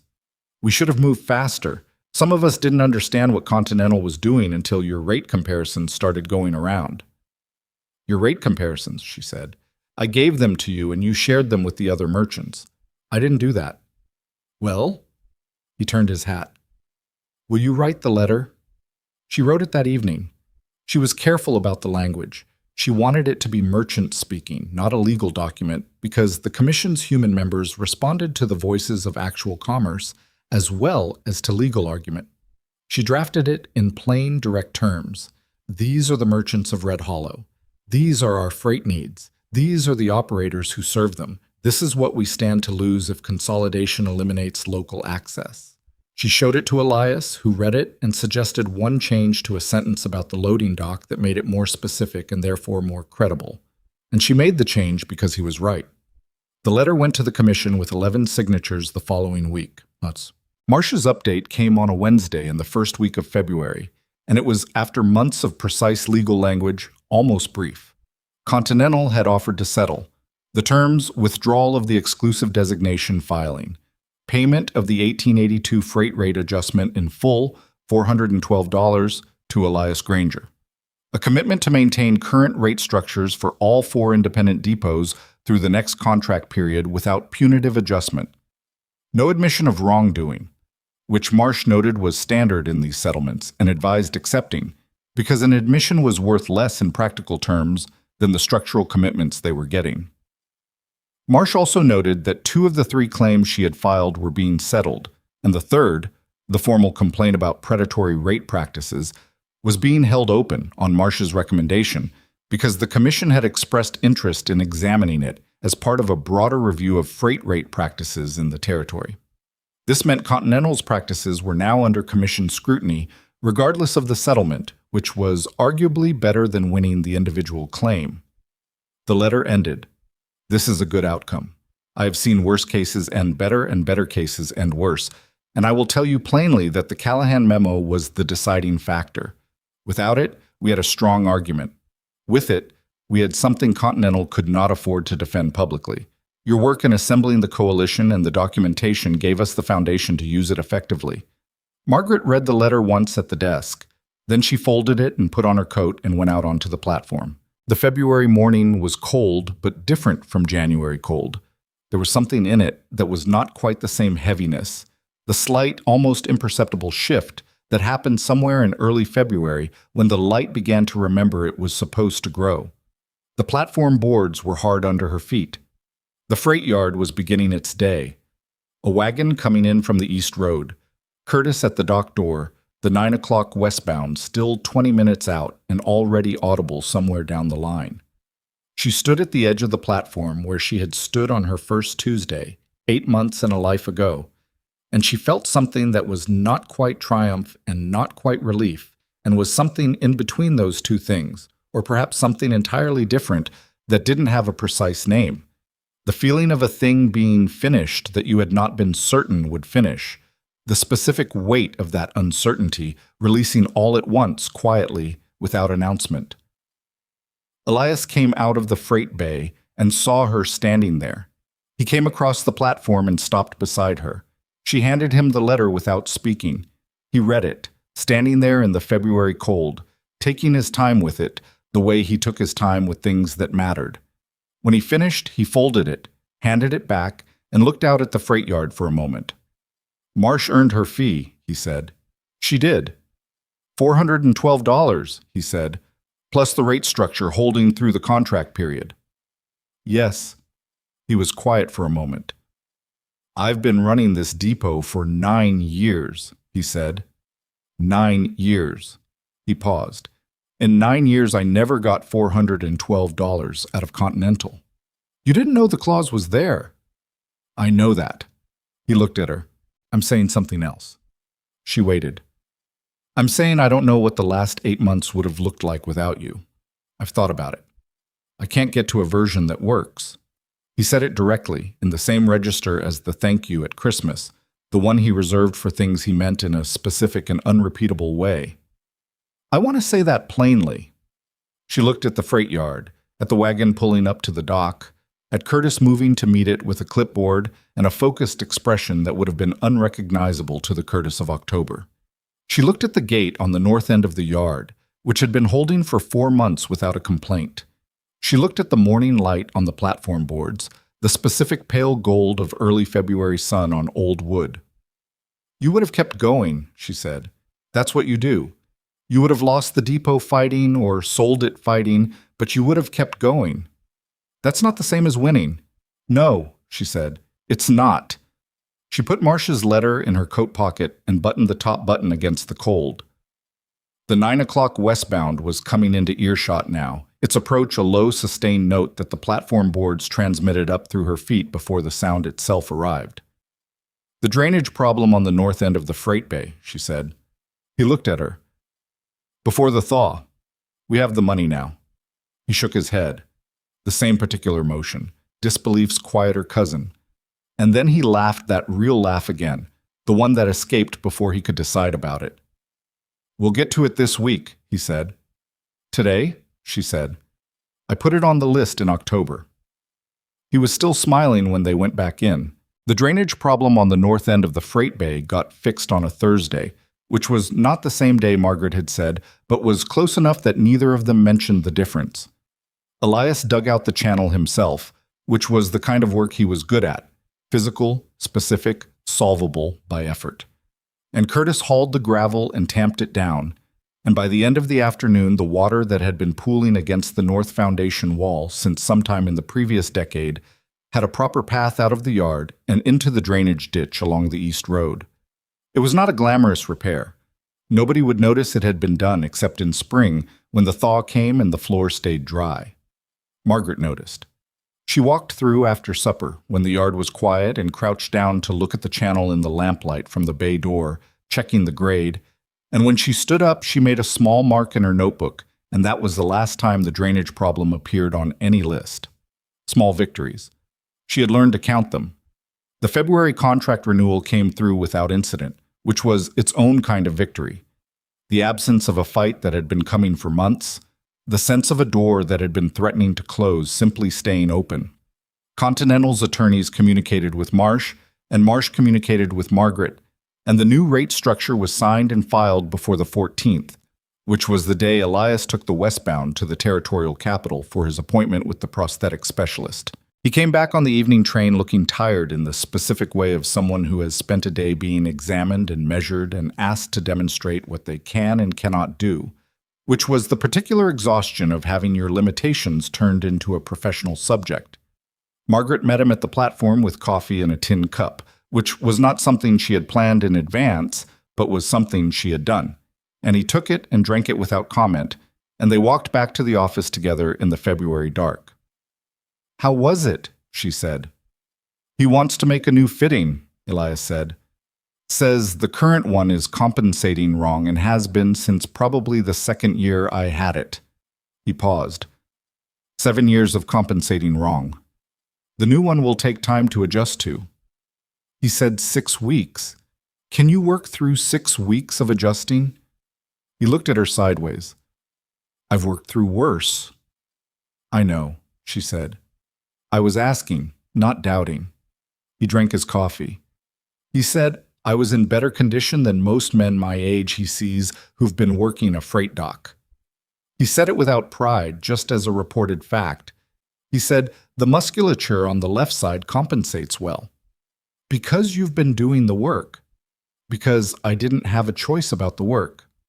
She considered that.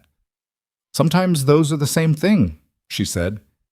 He didn't answer, but she saw the slight shift in his jaw that she had come to read as agreement delivered quietly. Ikiet.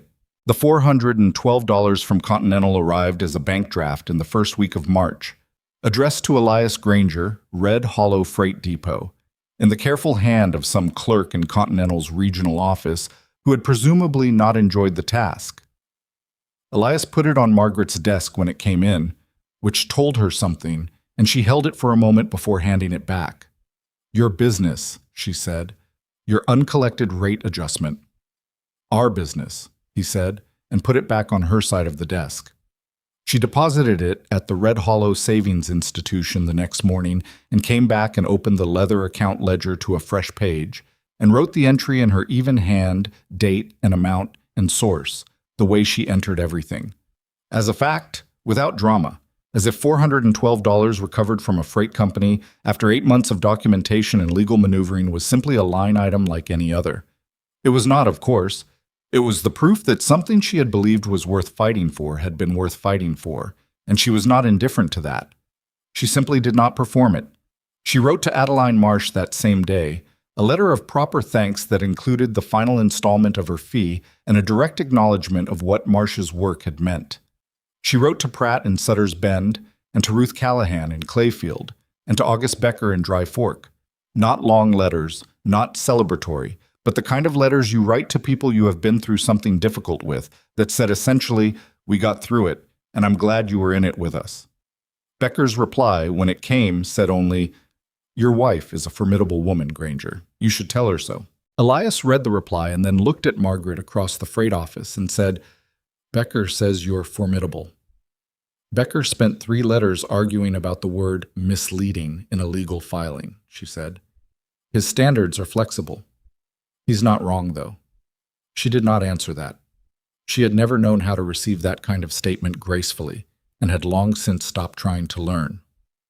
Spring came to Red Hollow the way it always came to frontier territory, not gently and not all at once, but in argument with winter, some days warm enough that the freight yard mud had a different quality and the air smelled like something other than cold, and other days that pulled winter back in like a man who leaves a room and then returns for the thing he forgot. By April, the argument was mostly settled. The platform boards warmed in the afternoon sun, the stable yard dried out. The drainage channel on the north end of the freight bay did exactly what it was built to do, quietly and without acknowledgement. The station was different from the one Margaret had walked into 7 months ago, and the difference was not dramatic. It was not a different building, not a different set of faces, not a different freight line. It was the same station with its ordinary daily chaos of wagons and manifests and platform disputes and equipment that needed attention, but it ran with a consistency it had not run with before, and the people who used it seemed to have noticed without necessarily being able to articulate what had changed. Edmund Hale came in on a Tuesday in April and placed an order for a full season's freight contract. Not the informal month-by-month arrangement he'd been operating under, but a formal seasonal contract signed with volume commitments on both sides. He set it on the counter and pushed it across to Margaret without a speech about it, which was how she preferred things to be delivered. This covers April through October, he said. Same terms as discussed. She looked at the contract. It was in good order. She suspected he'd had Warren Whitlock or someone similar look it over, because the language was more precise than she would have expected from Hale alone. This looks right, she said. I'll have Elias sign today. You can sign it, Hale said. She looked up. The freight accounts go through you, he said. It was matter of fact, not a gesture, just an accurate statement of how things worked at Red Hollow Depot, which had become known sufficiently in the local merchant community that it no longer required explanation. Saves a step. She signed it. After he left, she sat with that for a moment. Not the signing itself, but what it represented, which was the quiet, undramatic completion of something she had not quite expected to complete. She had come to Red Hollow with 1 suitcase and a tobacco tin and no firm plan, and she had spent 7 months building something that she had come to understand was not just the depot's recovery, but her own. The 2 things had happened at the same time and in the same work, which was either a remarkable coincidence or the way certain necessary things arranged themselves when the people involved were paying attention. She was 58 now, had turned 58 in January without much ceremony, because January had not had room for it, and because birthdays past a certain point were not occasions she marked with particular feeling. She had aching feet some mornings. She went through reading glasses at a pace that continued to irritate her. She had noticed recently, stopped dreaming about the house in Caldwell, which she took as evidence that she had stopped waiting for something to return to and had started being where she was. Curtis came to her in May with something she had not anticipated. He appeared in the freight office doorway on a Friday afternoon with the hat-in-hands energy of a young man about to say something that made him uncomfortable, and he stood there long enough that she looked up from the manifest she was reviewing. "What is it, Curtis?" "I've been offered a position," he said, "in Millhaven, with the Continental Depot." She put down her pen. "When?" "Last week. I didn't say anything right away because I wanted to think." He twisted the hat. "It pays more. Not a lot more, but some." She looked at him. He was 20, and when he'd started the previous autumn, he had been the kind of young man who was unreliable in the specific way of people who haven't yet discovered what they care about. He was not that now. He was, at this point, a competent freight clerk who understood the manifest system and could handle a loading dispute without escalating it, and who had, over the past 2 months, developed a habit of coming in 10 minutes early that she had noticed and not commented on. "Do you want to go?" she said. He looked at the floor. "I don't know." "That usually means no," she said. He looked up. "They're Continental." "Yes." "After everything—" He stopped. "It feels wrong." She considered how to say what she was going to say. "Curtis, what Continental did was wrong. What Pelham was trying to do was wrong. The people who work at the Continental Depot in Millhaven are people who needed work and found it." She tapped the manifest on her desk. "You're not betraying anyone by taking a better-paying position. The question is whether you actually want it."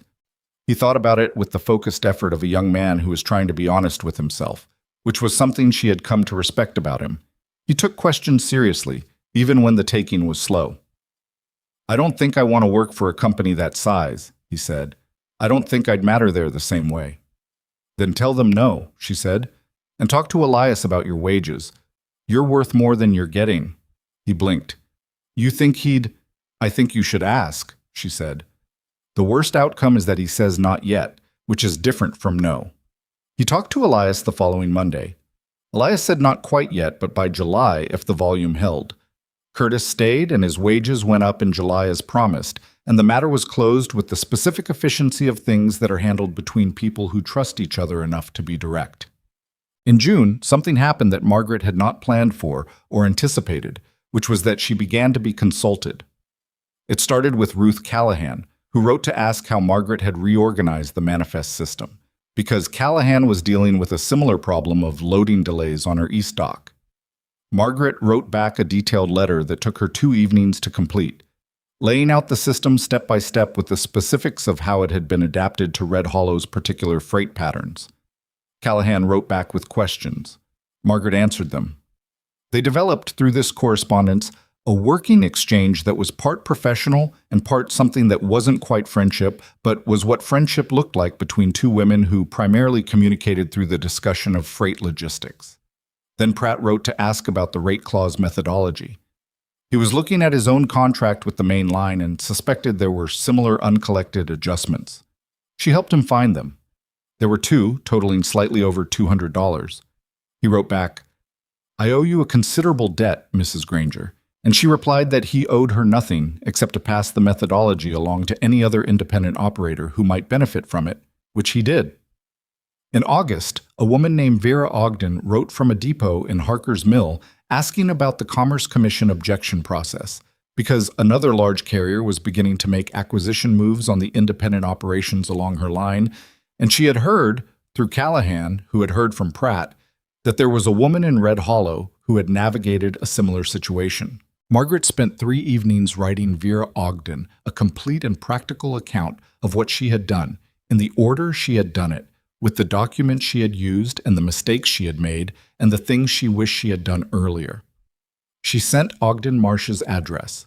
She did not think of any of this as unusual. She was doing what she had always done, which was to be useful with what she knew in the direction of people who needed it.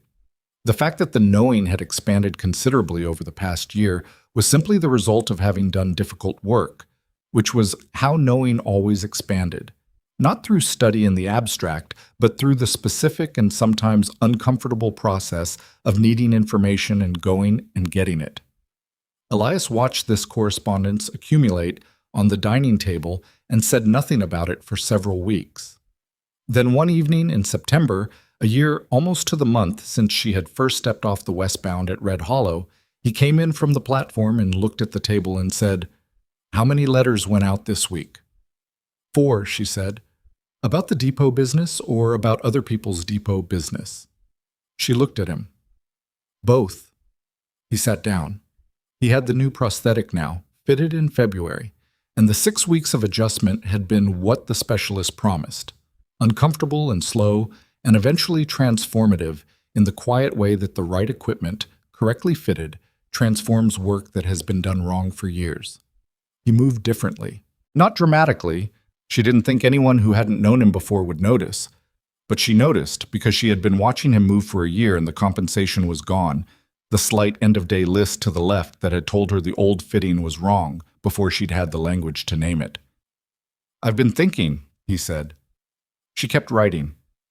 "About what?" "About the passenger office." She looked up. "The waiting room is too small for the volume we're getting now. The spring numbers were up 12% over last year, partly because of the new contract, partly because people know the station is reliable now." He put his elbows on the table. "If we built out the east side of the waiting room, we could add a proper passenger services desk. Someone to handle ticketing and travel inquiries separate from the freight operation." She considered it. "That's a significant build.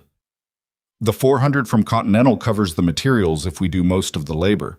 Curtis and I could handle it over 2 months if we work weekends. You'd need a permit from the Railroad Commission." "I know. You'd have to file it." She almost smiled. "I'd have to file it." "You're better at those filings than I am." "That's because you refuse to use the correct form number." "The form numbers change every year. It's deliberate obfuscation." "It's bureaucracy," she said. "It obfuscates everyone equally." She looked at the table, the correspondence, the ledger, the Rail Commission schedule pinned to the wall, the manifest stack, the spare coal notation on the 3rd page of her notebook, 2nd item from the bottom. She looked at the man across the table from her, who had posted a notice on a bulletin board in plain and honest language about what he was and what he had and what he needed and who had been, over the course of a year, consistently exactly what that notice had described. No better and no worse. No performance and no pretense. Just a man with a freight depot and long hours and a fair mind who had gone from running a place alone to running it alongside someone, and who had changed in that process in ways she suspected he was only beginning to map.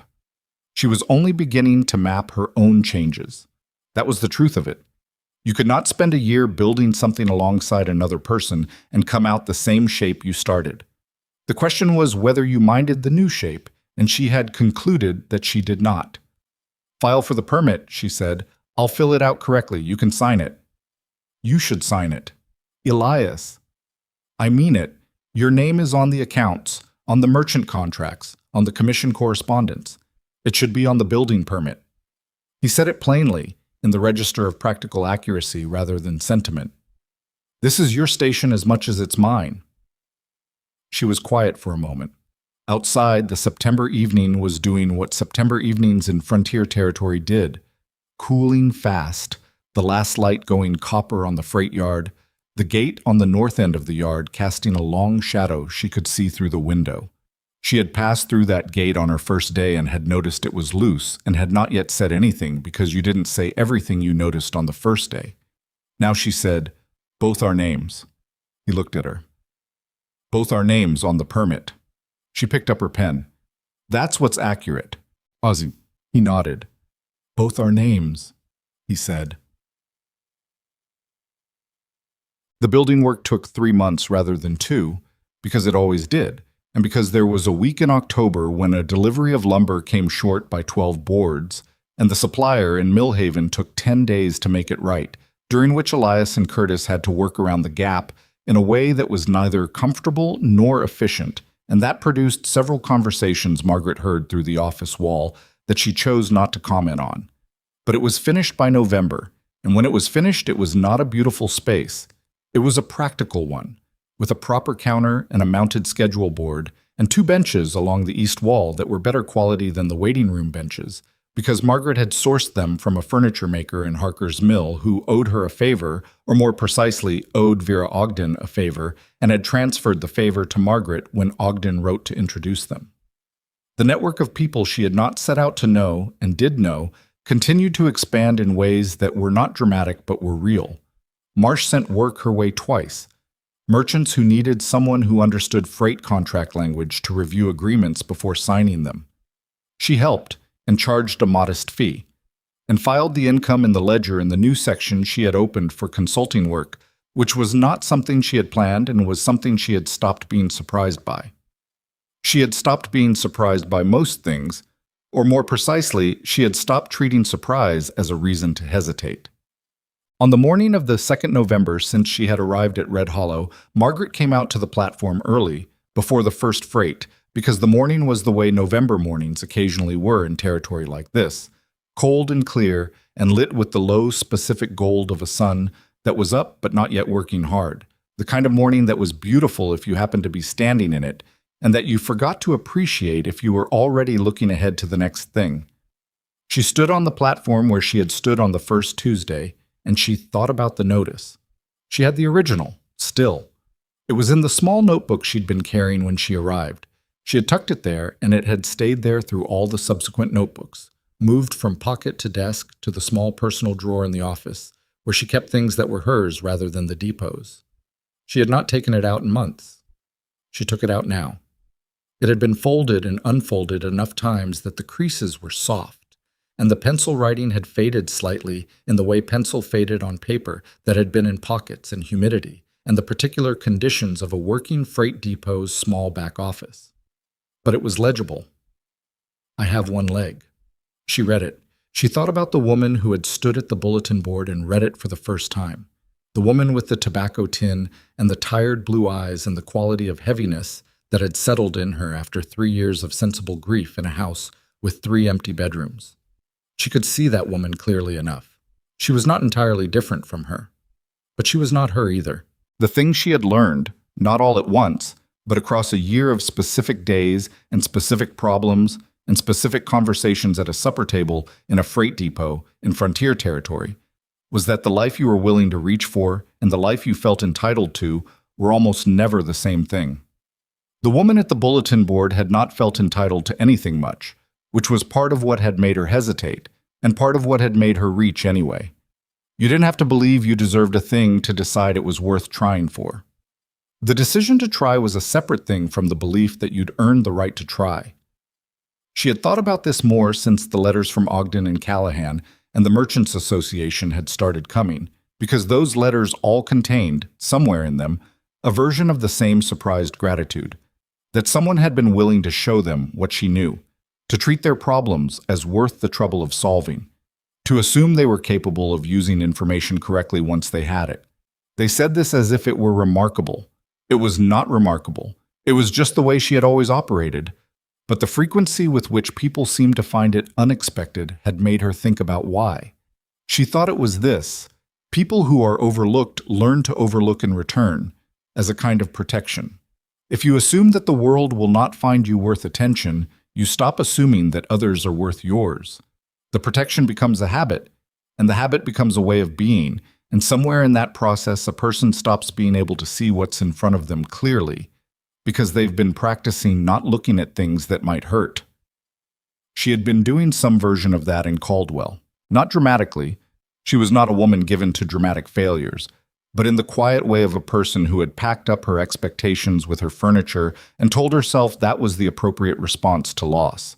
The notice had interrupted that, not because it was romantic or remarkable in itself, but because it was honest, and honesty had the specific quality of being visible in ways that other things weren't.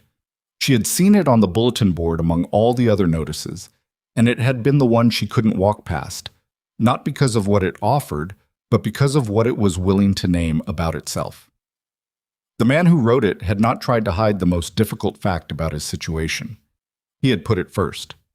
She had thought about that a lot over the year, about what it meant to lead with the hardest truth about yourself rather than bury it in qualifications. It was not something she had always done. She had spent decades being competent and useful and careful not to ask for too much, which was its own form of concealment. She had come to Red Hollow and found that being direct about what she could do and what she expected worked better than any of that. And she had wondered sometimes if she might have found that out sooner, if she'd been given the occasion for it sooner. But occasions could not be manufactured. You worked with the ones you got. Elias came out onto the platform and stopped beside her, close enough that she could hear him without him having to speak loudly, which was the distance they had arrived at over the course of a year without ever discussing it. "Early," he said. "The morning is good."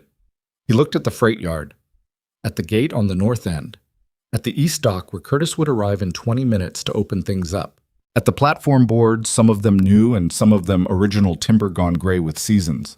"Marsh wrote," he said. She turned slightly. "About what?" "Ogden's situation, the commission filing in Harker's Mill. She says the joint objection Ogden put together, using the same documentation strategy you sent her, has been accepted for formal review." He paused. "Marsh says it's becoming a precedent, that other depot operators are using it." She held the notice in her hand, the old paper soft with handling. "That's what it should do," she said. She also said, he stopped. "What?" She said if you ever wanted to formalize the consulting work, she knows 3 attorneys in the territory who would refer freight contract cases to you as a matter of course. He said it carefully, the way he said things he wanted her to consider seriously. She said you have a practical understanding of freight commerce law that most people who aren't attorneys don't develop. Margaret looked at the notice in her hand, at the first sentence of it, at the handwriting that pressed too hard on the downstrokes. "I'm not an attorney," she said. She didn't say be an attorney. She said do what you've been doing, but with a structure around it.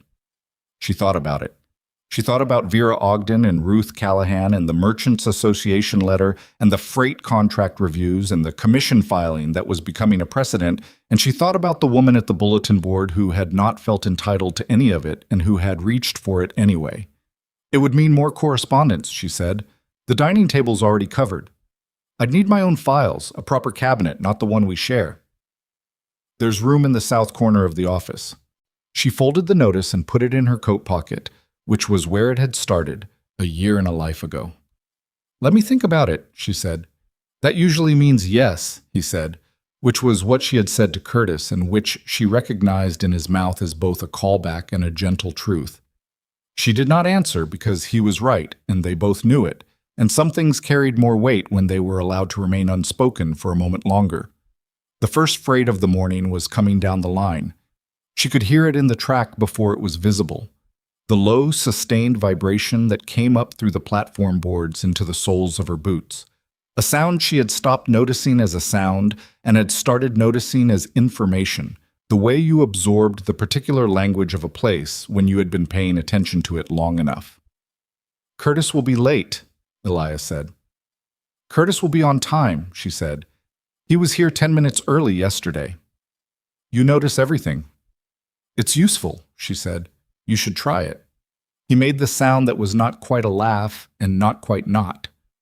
Behind them, through the freight office window, the new leather account ledger sat on the desk where she'd left it last evening, the current month's entries completed in her even hand.